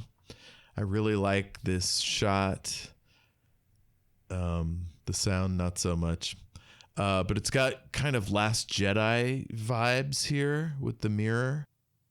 Do you remember in The Last Jedi when Rey is on Luke Skywalker Island and she goes to that big wall of glass or rock, whatever it is? It's reflective. Yeah. Kylo Ren's in there. I think I remember saying something like, I'm like, oh, it's a NeverEnding Story or something like that when I saw it. It has to be a reference. It's got to be. Because we go from a reflection to his real self, which is quote Bastien. unquote, which is Bastien. What? And this is a really good shot. Oh, it's phenomenal. Beautiful transition. The thing I could never understand is, can Bastien see Etrayu, or is it just what he's reading? He's reading a description of himself. They absolutely do see each other in the book. Not much Cool, is made that's of good to know. it, but they do. Whereas here, if they were to have visualized it, it'd be like a fancy special effect, right? Yeah. Like, I don't even know how they do that. I mean, they did it brilliantly the way they did do it. Yeah, it totally works, yeah. And then Bastien does something that horrified me to my very core, because I was raised to treat books well. Oh my God. You have 186 books and you're over here throwing one? Not okay. Especially one that isn't yours. You've borrowed that book, stolen Needless it. to say, that never happens in the book. Horrified. I've thrown exactly one book in my life. One. See if you can guess. I'm sure I've referenced it before, but... Game of Thrones. Yes, book 3. When the Red Wedding happens. Feast of Crows? I believe. I think so. A Feast for Crows. The red one. I remember it being red, maybe. Depends which version you've got, though. Oh, yeah, exactly. Like, you just don't treat books that way. No. Yeah. Oh, I guess it was A Storm of Swords. Blocked it out. Oh, shit. Yeah, no, I don't know why they did that. It looks silly. You fucking up this beautiful book. It's not okay. Yeah, like you said, if you've got 186 books at home, you respect books. Yeah, he goes, this is going too far. I mean, I know it's hard to visualize this, but I don't think this was the way to do it. Ugh, they just keep cutting back to the book. I'm just going to skip ahead. I've already skipped ahead. What if they really do know about me in Fantasia? Oh, Bastien. Missouri gets dopier from this point on, too. Yeah. So in the book, Etrayu completely loses his memory after going through the mirror gate. And so he loses his entire motivation for going any further to the Southern Oracle. Oh. And then it's as if he's like surrendered his will to Bastien, who then encourages him to continue. So they went with throwing a book. Yeah, that is not what we got here. So we finally... Oh, God. When Etrayu walks through the mirror, it looks really great. But it's the same... it's the same technique they used in Doctor Who. The one with Adric and Romana. The Warrior's Gate. Where... Tom Baker goes through the thing, and that they did it that way, where like they're offset, so the person walks through and it looks as if they're going right through the glass. Oh, that's cool. But after that, Bastien's lighting some candles, and the Southern Oracle. It's just the Sphinxes again, but blue. Right. So I don't know why in the book. She's like a singing sort of ethereal, I don't know, business. I think it wasn't clear enough what it's supposed to look like. So the creators of this film just went, well, that Sphinx turned out so good. Let's just use that again, but make it blue. So that's a little... I'm having a theory. Is it because the Sphinxes are the first gate and people who don't know and aren't informed aren't approaching it thinking they're reaching the Southern Oracle, but really you've got to get through these gates to get to the Southern Oracle, so it would make sense that the first gate looks like is like a mirage of the Southern Oracle. I love that. Brilliant. I will allow it. I cannot tell you how satisfying that theory is for my brain. That has bothered me for 40 years. Yeah. Now, in the book, the Oracle sings, and she gives these like rhymes. And I've got to wonder why they didn't do that, because people love songs and rhymes. But yeah, for some reason they didn't do that. And in the course of the rhyme, we find out that a human child is required to give the Empress a new name. Whereas here, just the Southern Oracle just tells him. Right. Well, because they went and cast a human as Etrayu instead of a green-skinned person. So it's a little confusing. I think they had to kind of massage it. Well, they do say only a human child. And then it starts to crumble apart. Etrayu's like, a human child? Where can I find one? Yeah, well, you brought it would make more sense if they were green, but knowing that their original plan was to have Etrayu be green, and it was an aesthetic choice made kind of during filming, gives a lot more, I don't know, I'm more accepting of the plot hole for that production reason. I love how Etrayu just keeps looking from one sphinx to the other. Like he can't make sense of the Oracle. It's like it's in stereo or something. He runs off. Falcor! So in the book, they go trying to find the borders of Fantasia, and they go like 10,000 miles, never find a border. That's implied Eventually, they here. find these cloud giants. Yeah. Eventually, they find these 4 angry cloud giants who are always fighting with each other. And in this, we basically have the nothing portrayed by a swirling black cloud. But yeah, we get all these landscapes flying over. This would be the coolest ride. I want a Falcor ride. Well, me too. That's the dream. That is word for word what I have in my notes. Flying on Falcor, that'd be the dream. Yeah. Bastien goes up to the window and goes, what a shame they don't ask me. Like, I could give him a name. My mother, she had such a wonderful name. She didn't. And this is a clumsy... They don't even, like, show him, like, having a flashback to times with his mom. Or, like, a letter with her name on it or something. Then you'd have to cast more than one woman in this film. Oh, no. Can't do that. Oh, shit. Yeah, I believe reached there their was quota. a teacher. There was a teacher, but she didn't have any lines, really. Not named, no lines, doesn't count. Bechdel test. Yeah, no. And Etrayu can't hear him talking about his mom, so he falls off of Falcor. It's this crazy storm. The window blows in. Papers are going everywhere. Bastien closes the window. I don't really remember what happened in the book at this point. I just thought that nothing was coming for Bastien at that point.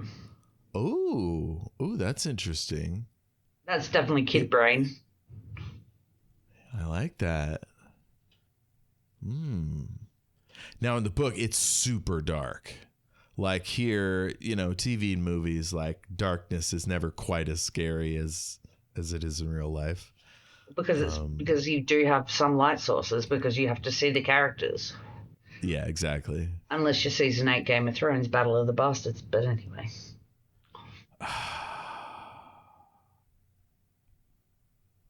I still haven't seen it on DVD, so I don't know how good those scenes with Arya are in the dark.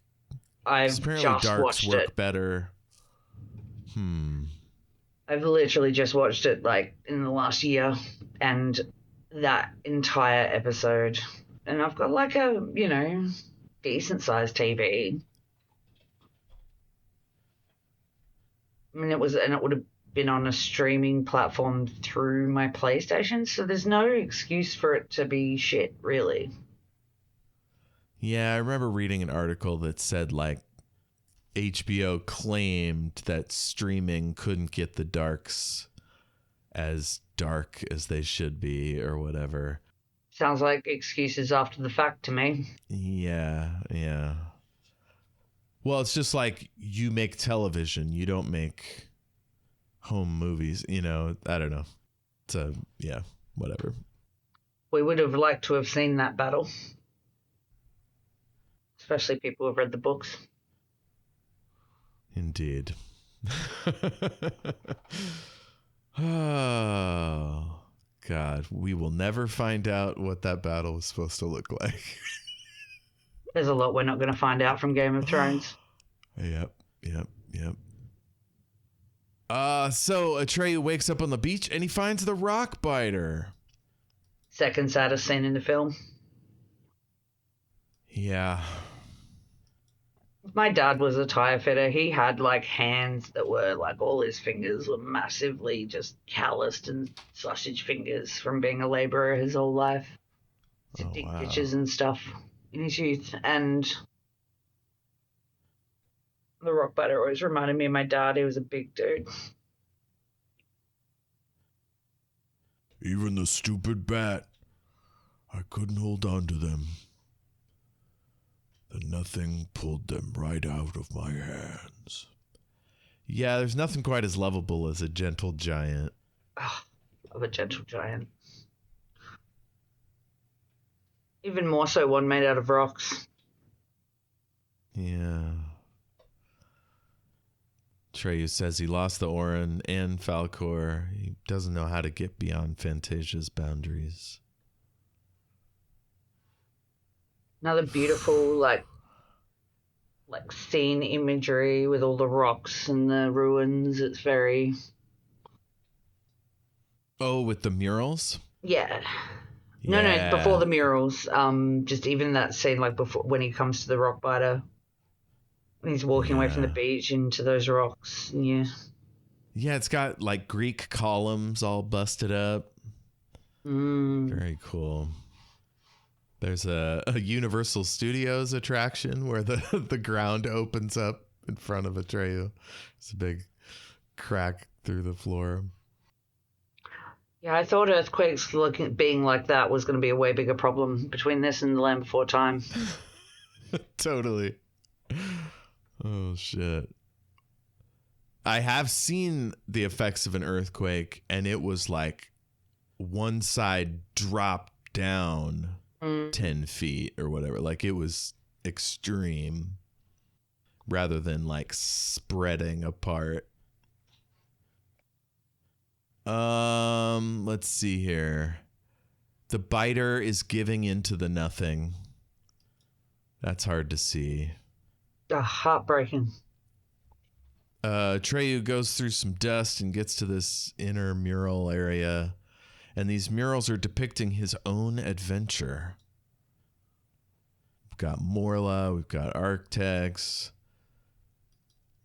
the Sphinxes, and then the Gamork is hiding in a hole. In the book, Gamork has been wounded mortally and is like close to death. Does that come across here? Well, he's definitely, I kind of took it more as he's like, well, I've failed to do my job. I've been unable to find Etrayu. So I'm just going to sit here and... So he really doesn't know what Etrayu looks like? How is he tracking him? Because he talks to Etrayu here about Etrayu as if Etrayu is a different person. Weird. And there's that point where Atreyu's like, come for me, Gamork. I am Etrayu. Yeah, that's right. So we kind of need that little plot hole for him to have that awesome line. Yeah. But the only time we see Etrayu being warrior-like at all. Yeah, exactly. He doesn't shoot anything. He's long lost his bow. Oh, I will not die easily. I am a warrior. Ah, brave warrior. Then fight the nothing. Oh. Maybe Gamork's realized that by being the one to help the nothing, he's realized that the nothing will also mean he is nothing, and that's why he's given up, maybe. Yeah, that makes sense. I mean, he really has no reason to fulfill his mission if the world is destroyed. Well, it's ending anyway. Well, the prophecy can still come true. He tells the Gamork he's lying. Gamork's like, don't you know anything about Fantasia? It's the world of human fantasy. Ugh, crazy. Again, I wrote, this would make more sense if Etrayu was green, so we know he's definitely not human, but I'm sure everybody's on board. And then the Gamork goes out super easy, just gets poked by a rock, and that's the end of him. It's not even that big a rock, honestly, if you take a look. Yeah, no, it's like... His claws are way It's kind longer. of a shard of rock. Must just get him in the sweet spot. Yeah, so he takes him down. And then we see the water. Falkor gets the Orin. Wind. Oh, the nothing is just sucking everything up. Atreyu's being swept. There's this great moment where he's hanging off a tree, like at a 90-degree angle to the ground, or to the tree rather. And it made me wonder if the stunt person is actually hanging off the branch. Then the fake the tree cameras. is like sticking out of the wall, right? Because it's perfectly vertical if you tilt it on its side. Quite possibly. But man, these effects are great. It's like it's on par with the tornado scene in The Wizard of Oz. Like, that's how real this shit looks. I was like thinking even Twister.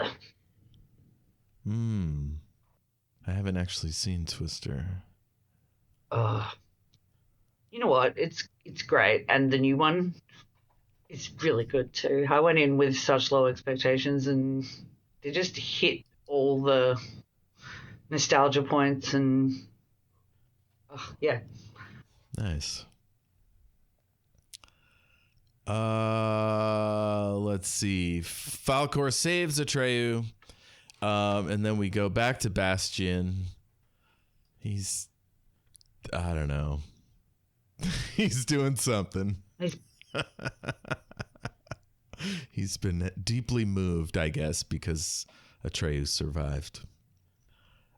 Now they're flying past the remains of Fantasia towards the ivory tower.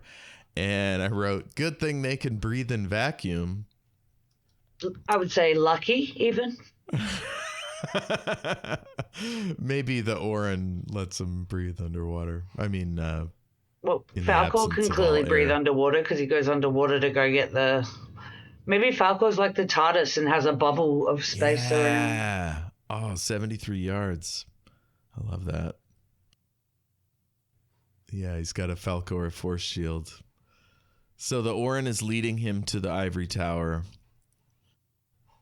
We cut to Bastien eating an apple. He's so stoked. So this is up there with the egg moment for me. The egg and orange juice in the beginning with his dad.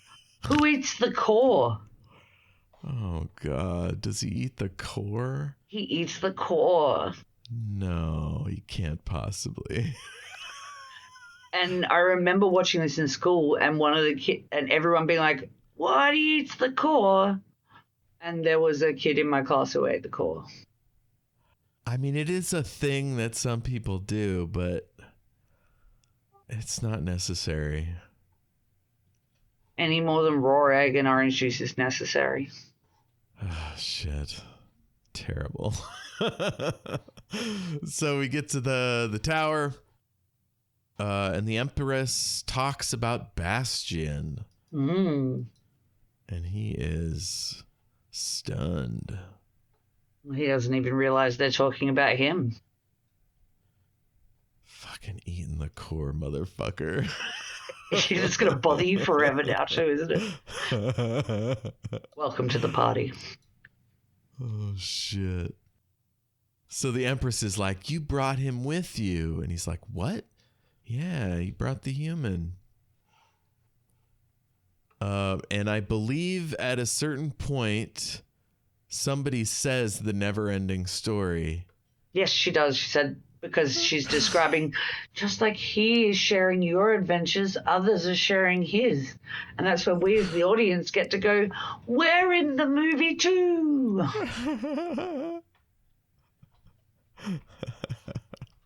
And that's when she says he's already a part of the never-ending story.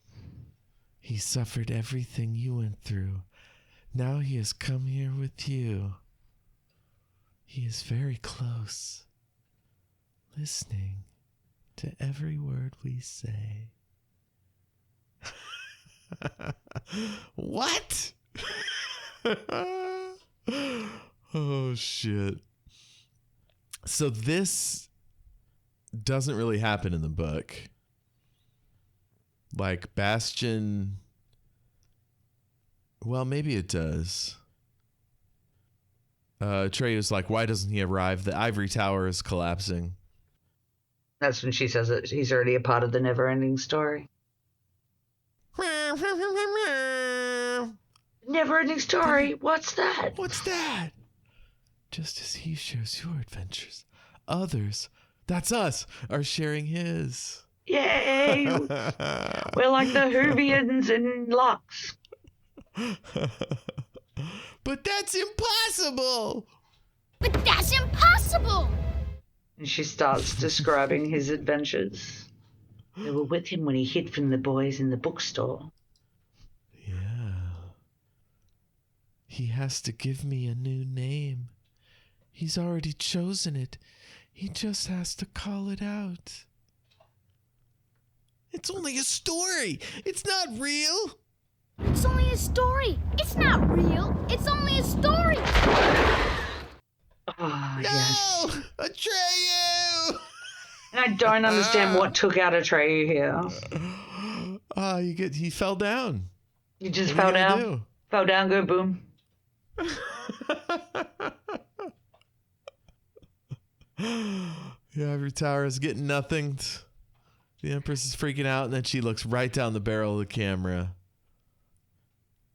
Bastien.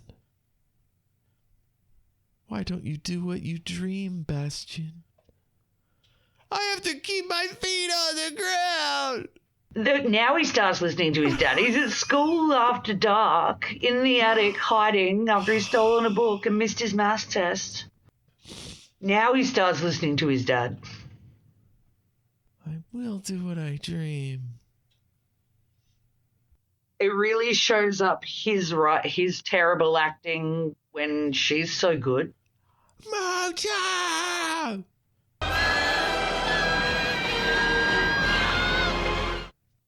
The subtitles don't even tell you what he said. Oh, they do on They can't mine. be asked. Oh, good. They do say Moonchild on mine. I think it was one of the first things I looked up on a search engine. Because I rewound it a million times, on the VHS, could never tell what she said. I have a memory of Googling what was Bastien's mother's name, and that's when I learned it was Moonchild.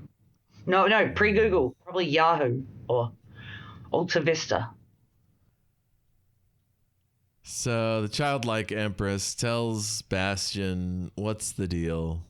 All that's left is this tiny grain of sand. And he's the one that's got to bring it back. From your dreams and wishes, Bastien.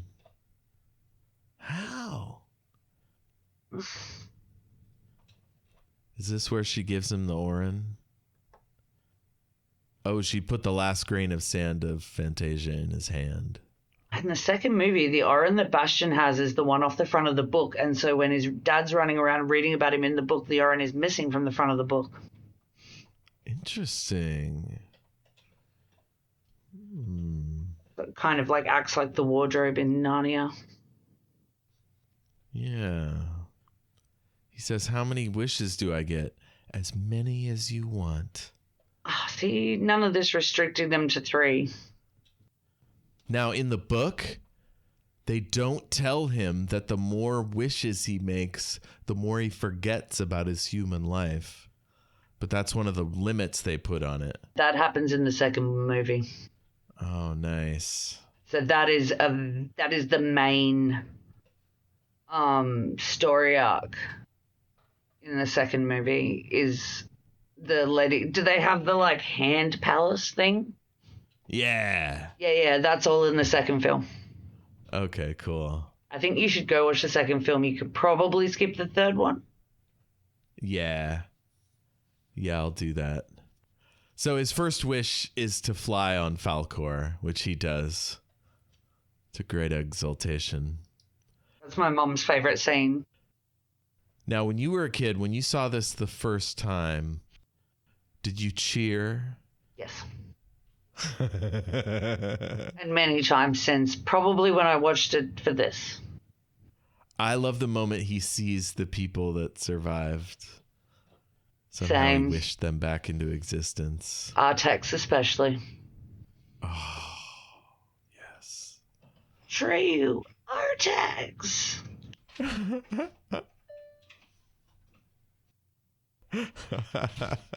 A nice helicopter shot of Etrayu riding. Oh, what a spirited pony. A rock biter. So Falkor asks him what he wants to wish for next. And this is when he suggests the thing that Michael End hated so much.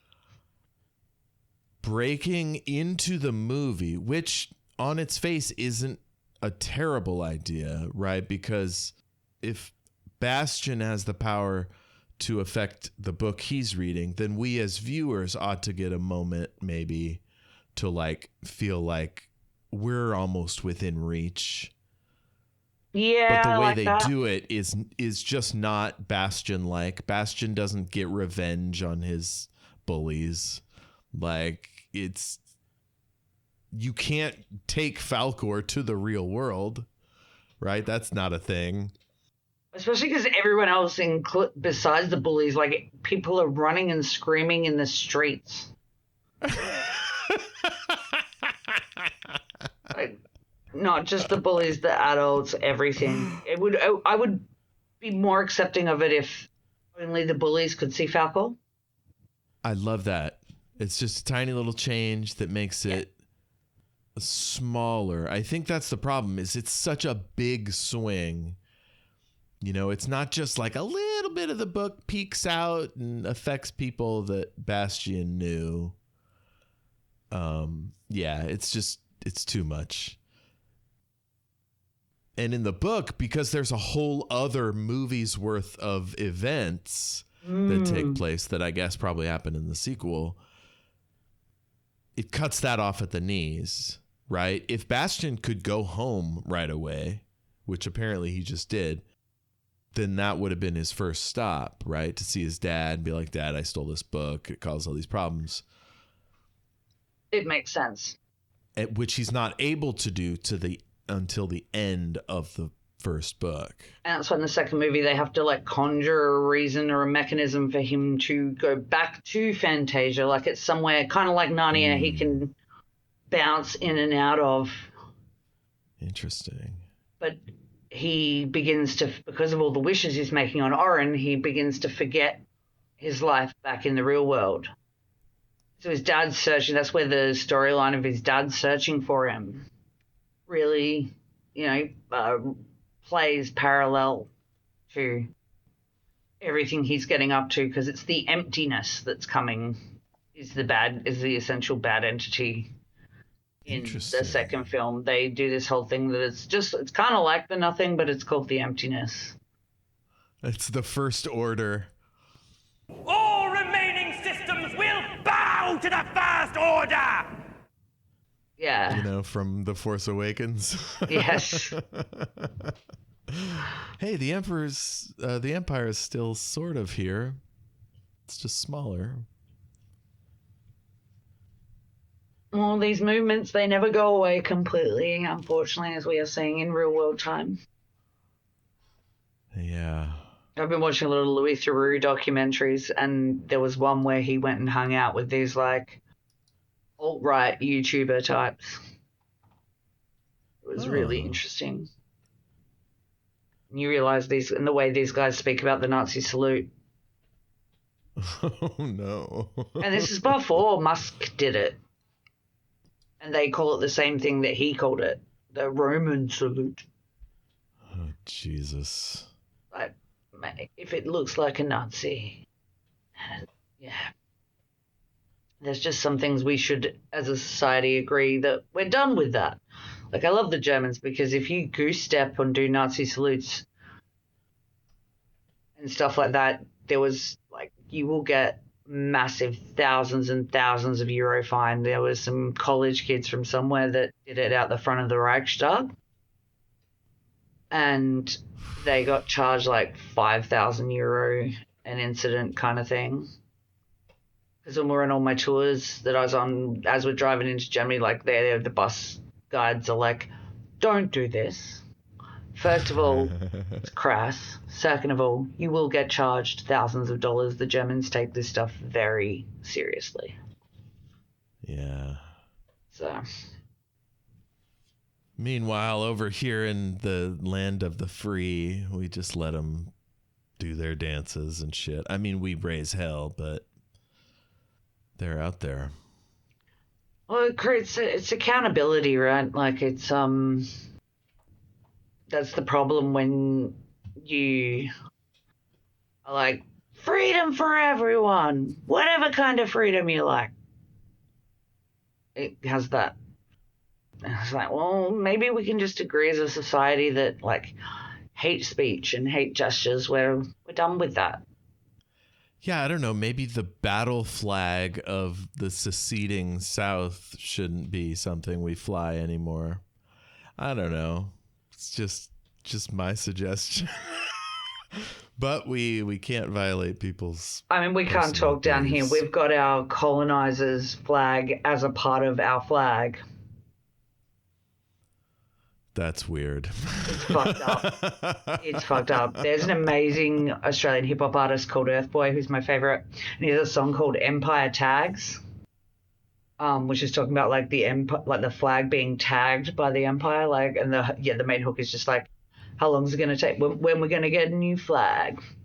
And it's a real easy fix, in my opinion. They do what, and they did do it in one of those Event Horizon, I think. Where they had, might be the wrong film, Brian Brown playing an astronaut in a global society from Australia, and he had the flag with the Aboriginal flag instead of the Union Jack.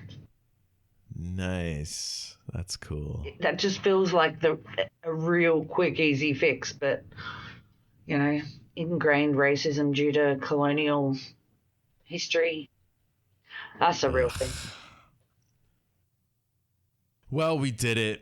We got all the way through the plot of the NeverEnding Story. I'm so happy we got through it in one podcast. Yes. This is no Willow, apparently. Well, it helps that this is only 95 minutes, whereas Willow is over 2 hours. Yeah. And also, I love Willow so much that I wanted to drill down in every detail. But I also don't think that this is as dense anyway. I mean, the book is as interesting as it is a lot of travel, you know, a lot of characters looking at each other but not saying much, you know.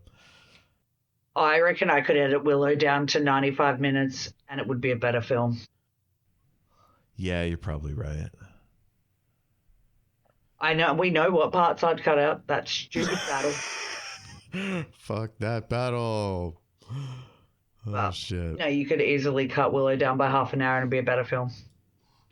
Especially as a kid's film. Getting kids... I took my niece to see Wicked. She's 9. 2 hours, 45 minutes. That's a lot for a little kid. What?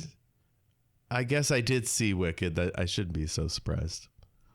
I knew it was that long, and there was communication on the internet at the optimal time to go to the toilet. And I was not the only person who read it, because me and about 5 other women all got up at the exact same moment to go to the bathroom. I love that. Oh, man. I'm checking out the 1-star reviews of NeverEnding Story. Oh, please, give us some of those. They're incredible. Never-ending nonsense. All right, Bastien's dad. A lot of people hate how different it is from the book. I'll accept The that. whiny kid. Somebody said Etrayu's a whiny kid. That's not fair. I'll give you Bastien, but not Etrayu. Agreed. Great visuals, but one of the worst novel adaptations ever. Oh, that's just, I wouldn't go that far. Like, the power of one exists. What is the power of one? Is that with Boxing kid with grows up in South Africa, has a chook. okay, I'm thinking of The Power Grandpa of Three chook. with Lou Diamond Phillips. He's not even got a chook in the. And anyway, the movie is appalling compared to the book. The book is phenomenal.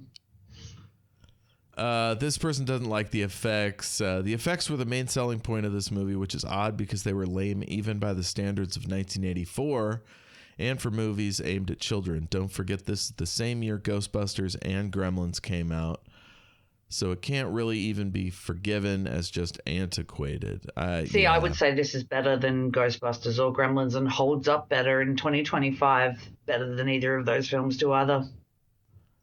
We should do Gremlins one day, though. Ghostbusters and Gremlins are both good in their own way. Gremlins has something to say. But I like the themes and stuff about this. This isn't I don't Legend, like Ghostbusters. right? It's not a pretty failure. This is a strong film with some beautiful matte paintings and cool set pieces and amazing animatronics. I don't know.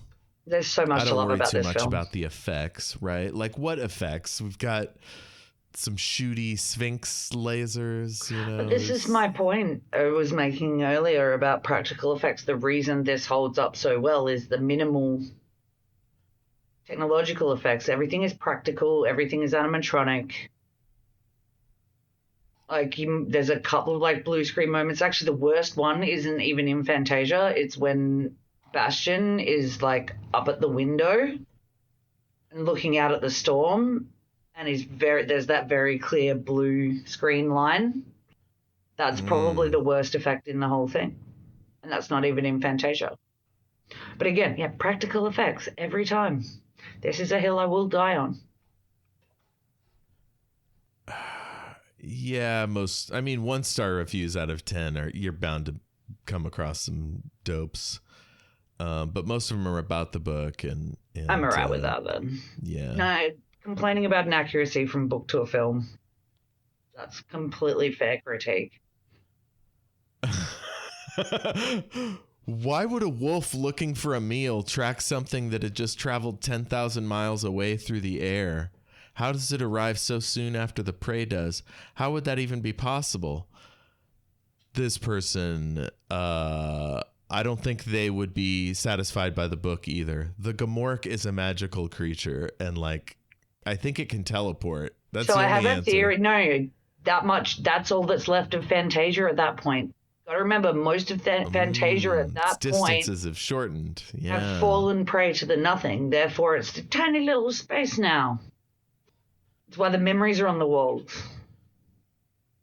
because that's what's left. Yeah. Okay, that's cool. And they're becoming like pages in a book.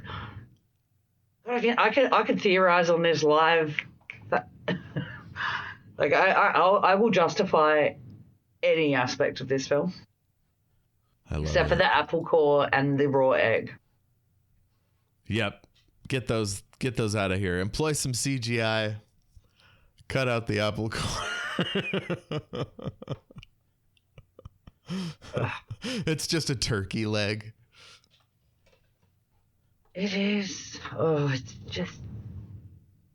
Yeah. Good film. Oh, I love it. I will always, as I said, my notes got really poor for the last 20 minutes. Understandable. There was a point where I consciously was stop trying to. Nah, I'm just giving myself over to this Also, I've seen it probably more than anything we've done so far, so it's a lot. I don't need to make the notes to remember. Oh, yeah, of course. Of course. Well, that about does it for the NeverEnding Story. Let's hear it for Falcor. Hope you all find your luck dragons. What should we do next? Oh, I've got so many ideas on this. I've been thinking about it. So Hook was going to be one of my suggestions. I like it. I haven't seen it. Oh, it's Robin Williams as grown-up Peter Pan and Dustin Hoffman as the campest Captain Hook ever. Sounds good. He goes back to Neverland. Maggie Smith's in it. She's like an Wendy who's aged. It's a really, really good, like, really covers a lot of, that whole, as you age, you lose your imagination kind of. What would happen if Peter Pan grew up? And it's Spielberg, so it's just a good film. What other thoughts did I have? Gremlins would be cool. Still need to do Groundhog Day. We still need to do Return to Oz. Return to Oz. I think I think we need to do that. We've been teasing that for like weeks now, so yeah. Jesse's got a few things to do, so we won't be able to tape right away. But yeah, let's at least watch it, and if nothing else sparks our joy by the time we do another episode, we'll do that. Yeah, definitely. Should only be a couple of weeks, and unless we can squeeze something in, depending on. Might be able to do it. I don't know. Could potentially do a midweeker. Depends on how. That's an off-air conversation. No. Podcast admin live on air, people. Ooh.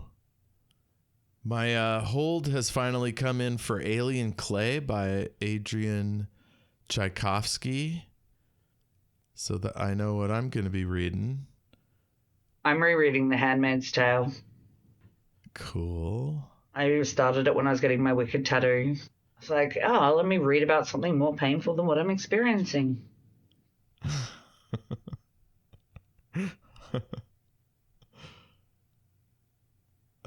Recommendations. Got any? Oh, yes, I do. I watched a couple of time travel films last night. Ooh. And so the first one that is my number one recommendation is Frequently Asked Questions About Time Travel. It's got Chris O'Dowd, the amazing Roy from the IT Crowd, when he was pretty young, like I would say, right around when the IT Crowd just first, burst onto the scene. He plays a super, super nerdy character. He's got although he wouldn't say, he does make an argument for no longer using the N word, but he means nerd, and prefers to refer to himself as an Imagineer. Yeah, it's fun, it's silly, it's Shaun of the Dead versus Hot Tub Time Machine. That sounds good. Very British. They discover time travel through a portal in their pub's bathroom. Wow. It's got Anna Faris, who's very fun and silly. And I'd never heard of it, never seen it, stumbled across it when scrolling the streamers and went, well, I do love time travel. Yeah. Yeah, I started this show because I wanted to talk about time travel. Well, that's what this character is, right? Like, I see so much of myself in this character because that's always my answer to the question, if you could have any superpower. I just go Hiro Nakamura, master of time and space. Yeah. Because you need the teleporting with the time travel.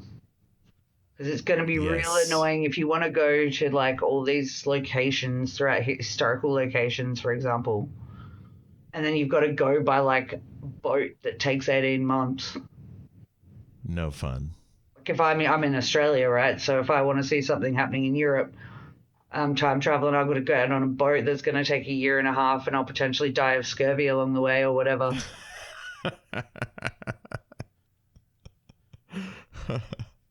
Hopefully you have like Doctor Who pills that prevent you from getting any diseases.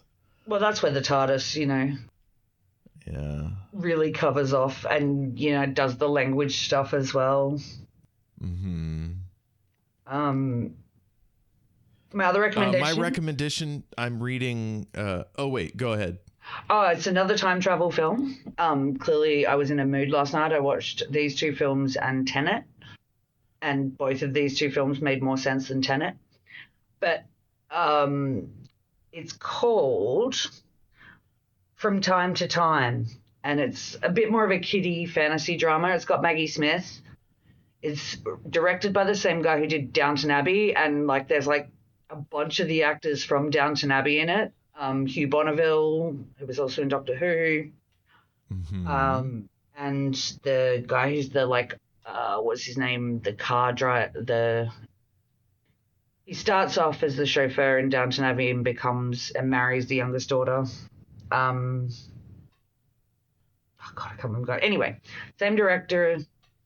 It's incredible. It's very kiddie. It's all kind of tied into the family home, this ancestral family home, and the people. They're more ghosts than time travel, but he can influence what's happening in their time. Oh, wow. The kid, and it's set towards the end of World War II, and his dad's gone missing, so he's been sent to the country to live with his paternal grandmother in the house that was generational. And then he's traveling back in time, 100 years or more. It's a lot of fun. It's wholesome. Yeah, it was a nice kind of palate cleanser after, because I went from the one about, time travel from the pub to Tenet to little kid fantasy travel situation. Clearly I was in a mood last night. Well, for me, I was listening to one of my faves, the Doctor's Watcher podcast, and they mentioned that they were listening to something called Alzabo Soup, which is a podcast about Gene Wolfe and writers like him. And it got me rereading the Book of the New Sun. The first book is The Shadow of the Torturer. The second one is The Claw of the Conciliator. They're often packaged together as Shadow and Claw. And then there's the second part of the series, The Sword of the Lictor and the Citadel of the Autarch, I think. But yeah, Gene Wolfe is one of those writers that you just want to figure out the writing because it's so strange. But beautiful passages, elegant prose, all sorts of interesting little Easter eggs for classic literature or classical allusions. It's kind of like Dune, how it's set in the impossible distant future in which the earth is dying. Less impossible distant now. Yeah. But it's kind of reverted in many places to the sort of feudal sword battle type stuff. Oh, yeah. But the rich have laser lances and flying vehicles. Future dystopian capitalism. Yeah, it's very strange. And the character is an unreliable narrator, which is odd if you haven't read a sci-fi like that. Oh, that always irks me. It's unusual. He's mostly reliable, but he's writing essentially as a king for posterity. So he'll leave out stuff that makes him look bad, that kind of thing. So there's a lot of like interpreting what's really going on. Do you get that information from other character sources? Here and there, but that's why it's been helpful to listen to Alzabo Soup and like see what the general like impressions are of what this might mean. You know, they bring in a lot of there's like a book of terms. There's all these weird terms. So I like it's things nice that are open to interpretation. Yeah, it's nice to hear what other people thought about it. And I'll be reading and I'll be like, that's odd. That doesn't seem to fit. And then they'll talk about it on the podcast. So that's right. Fun. That helps. I just Googled Gene Wolfe and my gosh, that man has a spectacular mustache. It is like primo. Oh, we were talking about mustache heroes earlier. Since you mentioned, that's what I was like. Oh, this guy, that's a mustache. It's like some like Germanic early. Oh damn! You're not kidding. Wowzers! That's like a Willy Wonka side character. Yeah, it's very Dickensian, true. Anyway, Gene Wolfe, fabulous author, and really interesting to reread these books that like I kind of, because like Severian, the main character, is really hard to like, and so like I thought there was something wrong with me, and no, it turns out that he's just kind of a jerk. It's very weird. I found that I was reading recently Joe Abercrombie book, I can't remember, and it was very much recommended to me by my fantasy book loving friends.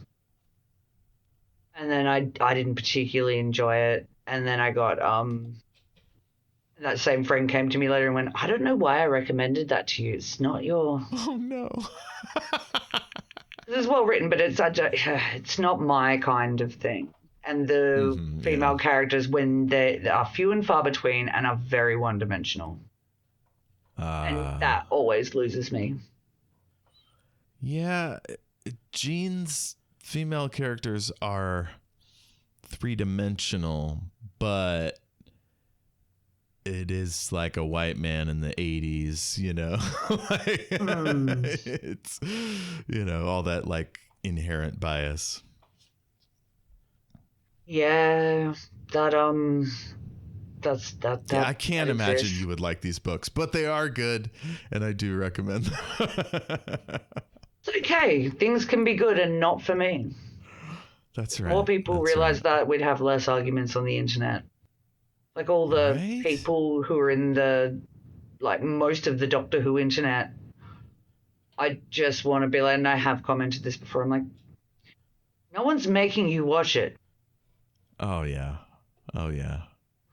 But then some things you just hate watch. Like the Sex and the City reboot, I don't know anyone who's enjoying it as good content, but I know a lot of people who are watching it because they can't let these characters go, but it's a hate watch.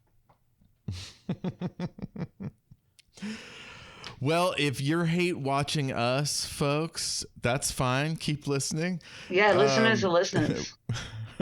Whether you like us or not, share us with your friends and family. If there's something you'd like us to cover, shoot us an email. It's greatandsecretknowledge@gmail.com. Or if you want to suggest a guest, like us on Facebook. And rate us, review us. Turn us on to new ideas. If you disagree with something we said, that's fine. Just put it in writing so we can read it on the show. And corrections, we'll take them. You know, anytime. I've gotten so many things wrong on this podcast, and just like I go back and listen, and I'm like, oh, I got that wrong. They're gonna be like, that wasn't an apple core. You don't know what you're talking about. That was just part of it.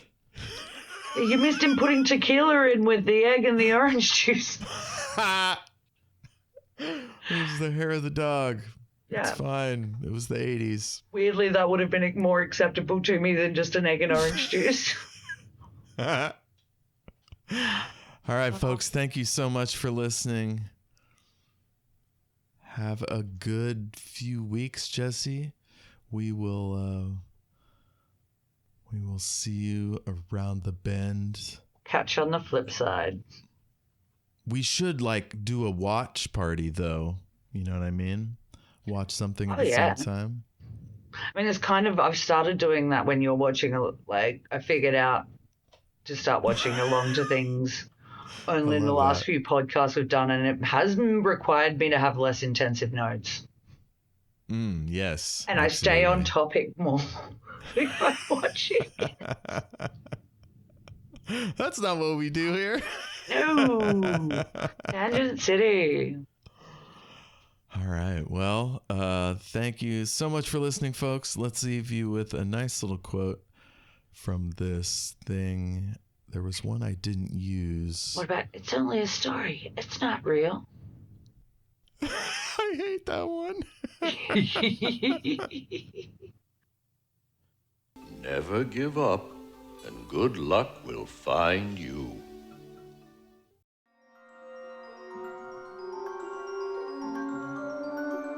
A huge thanks to James Lark of jameslark.co.uk for providing our wonderful theme song. Thank you, James.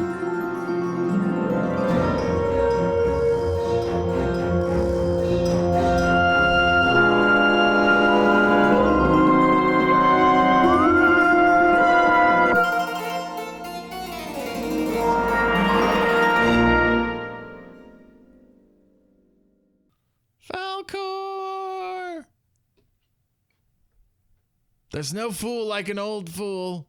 Oh, yeah. To the winch, winch.